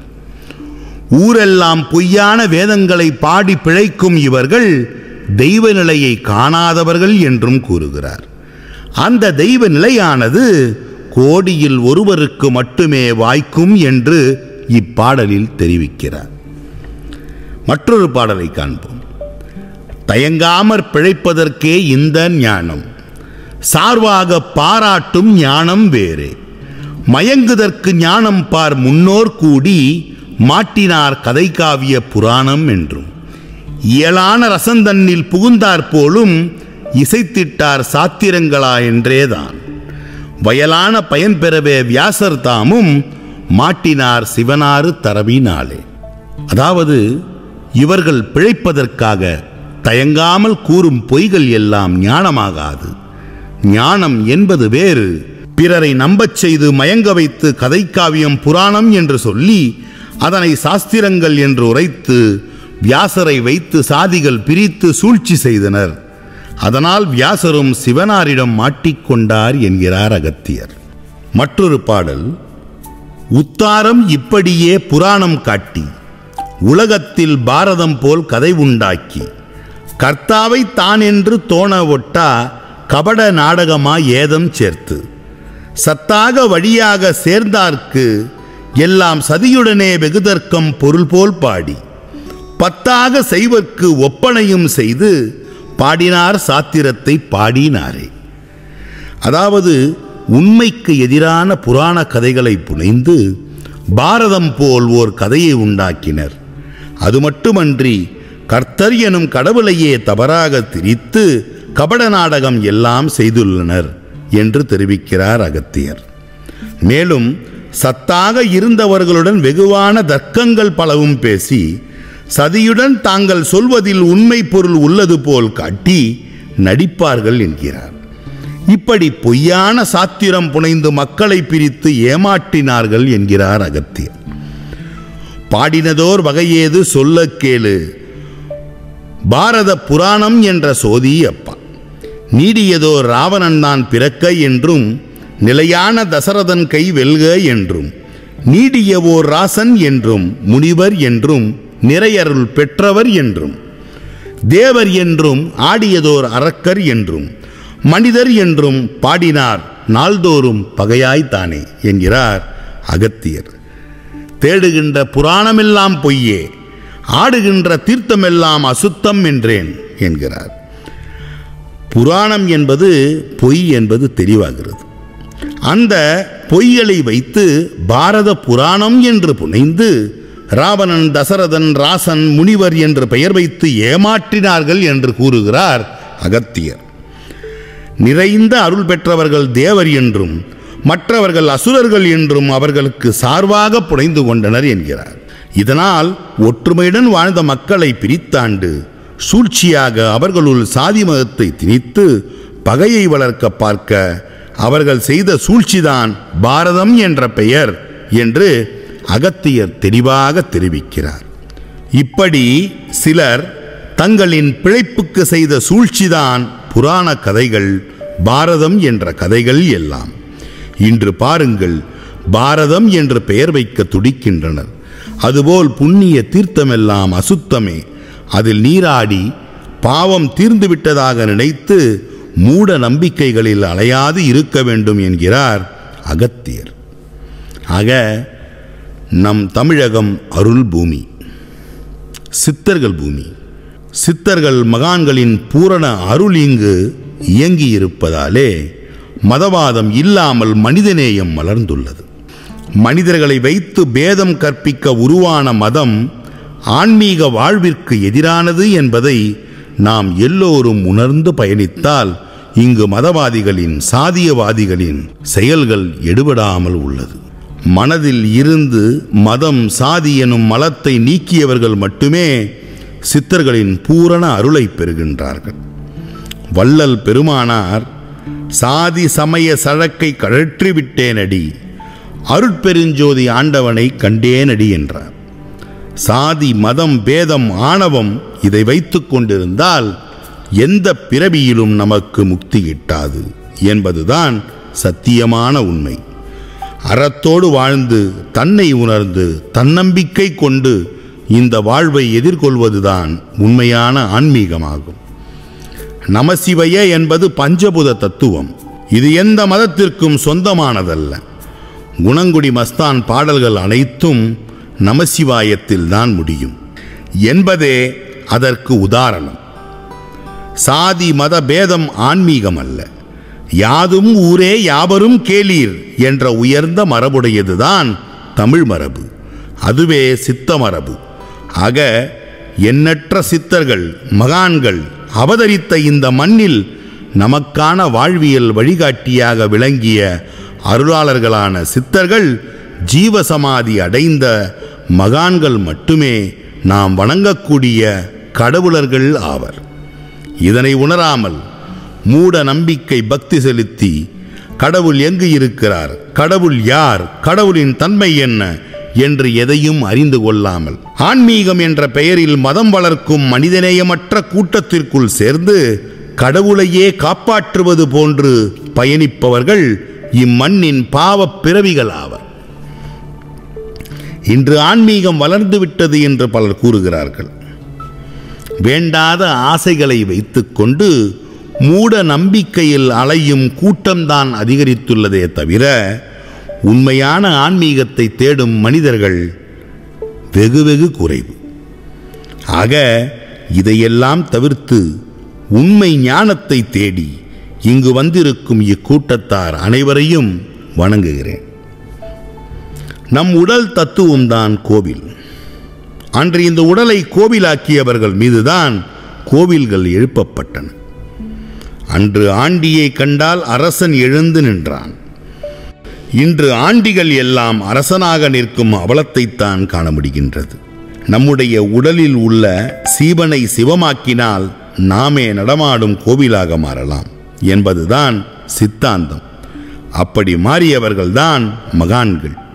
அதையும் கடந்து ஒளி தேகத்தை அடைந்தவர்கள்தான் சித்தர்கள். அத்தகு சித்தர்கள் ஜீவ சமாதி ஆவதில்லை.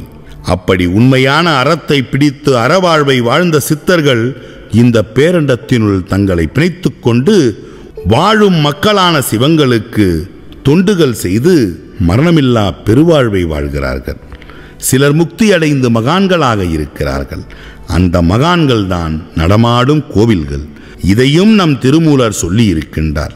படமாட கோயில் பகவர்க்கு ஒன்று ஈயின், நடமாட கோயில் நம்பர்க்கு ஆங்கு ஆகா, நடமாட கோயில் நம்பர்க்கு ஒன்று ஈயில், படமாட கோயில் பகவர்க்கு அது ஆமே. மகான்கள் தான் நடமாடும் கோயில்கள் என்று அவர்களை உணர்ந்து பயணிக்க வேண்டும். அருணகிரிநாதரின் பெயரில் திரைப்படம் வந்திருக்கும். பலரும் அதனை பார்த்திருப்பீர்கள். அதில் அவரை பெண் பித்தராக சித்தரித்திருப்பார்கள். அது முற்றிலும் தவறானது என்று எத்தனை பேருக்கு தெரியும். ஆனால் உண்மை வரலாற்றினை அருட்திரு பாம்பன் சுவாமிகள் அழகுரை எழுதியுள்ளார். அதுவும் இந்த நூலில் இடம்பெற்றுள்ளது. அருள் நிறை பெற்ற நந்தனார் சாதி வெறியால் சிதம்பரத்தில் தீக்கரையாக்கப்பட்டார். அவரை சோதியில் கலந்தார் என்று கூறிவிட்டார்கள். இப்படி பல மகான்கள் தங்களுக்கு நேரப் போவதை உணர்ந்து ஏற்றுக்கொள்வதுண்டு. ஆக மக்களை தண்டித்தவர்கள் யாராக இருந்தாலும் அங்கு பாதிப்புகள் நிகழும். அது இஸ்ரேலாக இருந்தாலும் சரி, இமாச்சலமாக இருந்தாலும் சரி. ஆக நம் வாழ்க்கையை நாம் தான் வாழ வேண்டும். புராண இதிகாச மதவாத சாதி பேத மத கட்டுக்களை நம்பி நாம் ஏமாற்றம் அடைந்தால் இறை உணர்வை என்றுமே பெற இயலாது.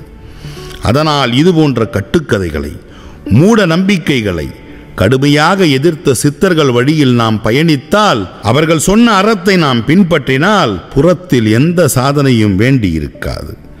நமக்குள்ளே சிவத்தை, சக்தியை, கருவறையை வைத்துக்கொண்டு வேறு கருவறையில் நுழைவது, கோவிலில் நுழைவது எல்லாம் சாதனை அல்ல.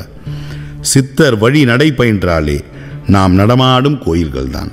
மண்களம் கவிழ்ந்தபோது வைத்து வைத்து அடுக்குவார்.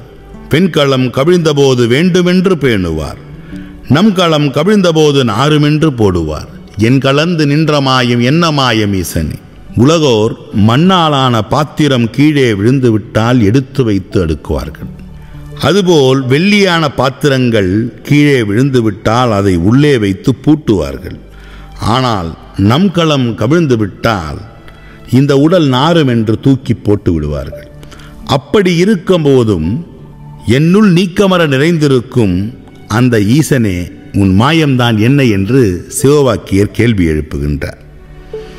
நீல வீடு கட்டுறீர், நெடுங்கதவு சாத்துறீர், வாழ வேண்டுமென்றலோ மகிழ்ந்திருந்த மாந்தரே, காலநாளை வந்தபோது கையகன்று நிற்பீரே, ஆழமுண்ட கண்டபாதரம் அம்மையாத முன்மையே.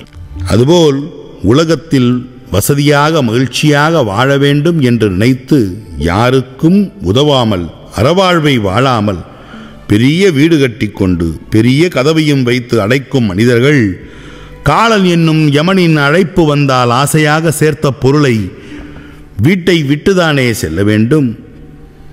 ஆக உனக்குள்ளே ஆழமுண்ட கண்டன் சிவன் மற்றும் சக்தி உன் திருவடியான கண்களில் உள்ளதை உணர வேண்டும் என்கிறார் சிவவாக்கியர். இங்கு தனித்து வந்து நாம் தனித்துத்தான் போகப் போகிறோம். நம்முடைய பிரச்சனை தீர வேண்டும் என்று யாரையும் நம்பி பயணித்து விடக்கூடாது. அப்படி போனால் வினைக்கு உண்டான பிரச்சனைகள் தான் உருவாகுமே தவிர வேறொன்றும் நிகழாது. ஏனெனில் சித்தர் மகான் ஞானி என்று சொல்லி விளம்பரம் செய்து சிலரின் இயலாமைகளை குறிவைத்து பலர் ஏமாற்றி வருகின்றனர். தன் உழைப்பால் பிழைக்க தெரியாதவர்கள்தான் வேடம் தரித்து மாலை மணியெல்லாம் அணிந்து யோகம் தியானம் என்ற பெயரில் ஊரை கூட்டி பொருளை அபகரிப்பார்கள். தங்களை தாங்களே சர்க்குரு, குருஜி, குருக்கள் என்று அழைக்கச் சொல்வார்கள். அதை நம்பி பிரபலங்கள், ஏட்டுக்கல்வி கற்றறிந்த குருடர்கள், பணம் படைத்தவர்கள் எல்லாம் செல்வார்கள். அவர்களை அறிவாளி என்று நினைத்து அப்பாவி மக்கள் நம்பி பயணித்து விடக்கூடாது. அது ஓர் வியாபார நுணுக்கம். குருட்டினை நீக்கும் குருவென கொள்வார், குருட்டினை நீக்கா குருவினை கொள்வார். குருடும் குருடும் குருட்டு ஆட்டம் ஆடி குருடும் குருடும் குழிவிடுமாறே என்று பாடுகிறார் திருமூலர். இன்று சிலர் ஞானம் 2 கிலோ, தியானம் 5 கிலோ, முக்தி 10 கிலோ என்று மளிகை கடையில் கிடைப்பதைப் போன்று போலி குருமார்களை தேடி பயணிக்கின்றனர். பலர் தங்களின் வாழ்வையே தொலைத்துவிட்டு எங்கும் செல்ல முடியாமல் தவிக்கின்றனர். இப்போது அதிக சொத்து உள்ளவர்கள்தான் தன்னை துறவி என்று, சர்க்குரு என்று கூறுகிறார்கள். காலை கழுவுவதற்கு பணம் என்றாலும் பயணிக்கும் அறிவற்ற மனித சமூகம் இப்போது இருக்கின்றது.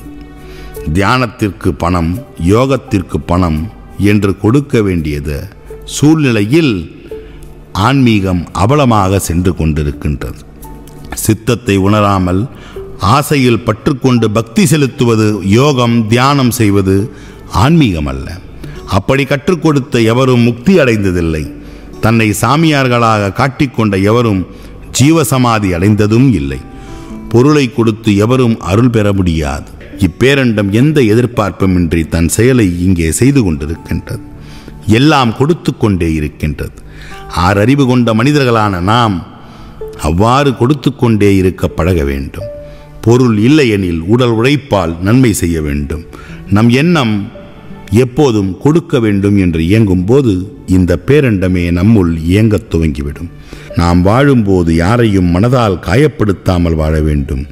எந்த வினையையும் நாம் உண்டாக்காமல் அமைதியுடன் தாமரை இலை மீதுள்ள தண்ணீர் போன்று இந்த வாழ்க்கையை கடந்துவிட வேண்டும்.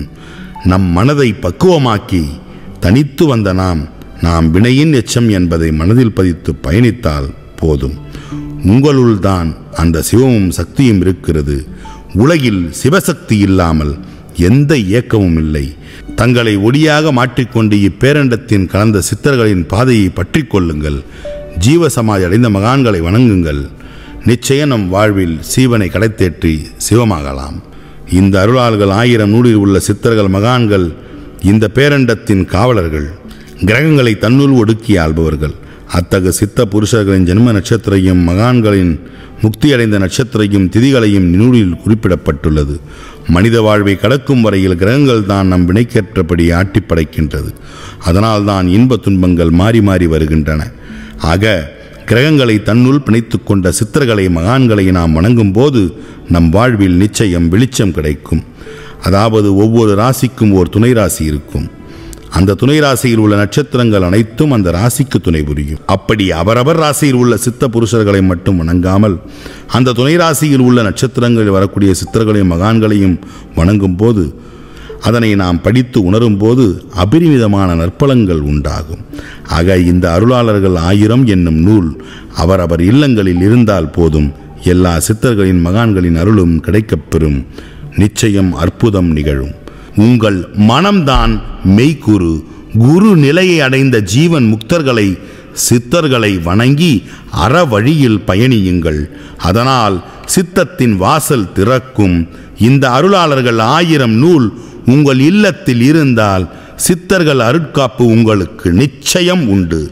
இங்கு வந்தவர்கள் இதனை கேட்டுவிட்டு கடந்து விடாதீர்கள். நாம் உண்மையான ஆன்மீக வாழ்வை வாழ்வதற்கு இந்த பேரண்டமே தேர்ந்தெடுத்து நடத்தும் இதழ்தான் இந்த ஜீவ அமிர்தம் மாத இதழ். அதனால் தேர்ந்தெடுக்கப்பட்ட ஜீவ அமிர்தம் மாத இதழ், ஜீவ அமிர்தம், ஞான அமிர்தம், குரல் அமிர்தம் போன்ற பெரிய நூல்கள் உள்ளன. அதனை வாங்கிக் கொள்ளுங்கள். இதனை நீங்கள் படித்தால் நிச்சயம் உங்கள் வாழ்வில் நல்ல மாற்றங்கள் நிகழும். ஞான கண்ணும் திறக்கும். இவ்விழாவிற்கு நீங்கள் வந்ததற்கு அருளாளர்களுக்கு அனைவருக்கும் நன்றி செலுத்துங்கள். நன்றி, வணக்கம். எல்லாம் வல்ல அருளாளர்கள் திருவடி சரணம். எல்லா உயிர்களும் இன்புற்று வாழ்க. அதாவது அறம்தான் ஆன்மீகம். அறத்தால் தான் எல்லாரும் இன்னைக்கு பெரிய பெரிய மகான்களாகவும் சித்தர்களாகவும் ஞானியர்களாகவும் உருவெடுத்திருக்காங்க. ஔவையார் அறம் செய்ய விரும்பு என்று சொன்னாங்க. அறத்தால் வருவதே இன்பம், மற்றெல்லாம் புறத்த புகழும் இல என்றார் திருவள்ளுவர். இப்படி அறவாழ்வை நாம் பயணித்தால் மகான்களின் நிலைக்கு நாமும் உயரலாம். மகான்கள் சென்ற வழியில் பயணிக்கும் போது பேதங்கள் இல்லாத வாழ்வை வாழ வேண்டும். சமத்துவ எண்ணத்தோடு பயணிக்க வேண்டும். எங்கெல்லாம் நம்மால் உதவி செய்ய முடிகின்றதோ அங்கெல்லாம் இறங்கி உதவிகள் செய்ய வேண்டும். அறம்தான் உண்மையான ஆன்மீகம். ஆக இத்தனை நாட்கள் என் பயணத்தில் தேடி என்னால் இயன்ற அளவுக்கு இத்தனை அருளாளர்களை உங்கள் கண்முன்னாக நிறுத்தியிருக்கின்றேன்.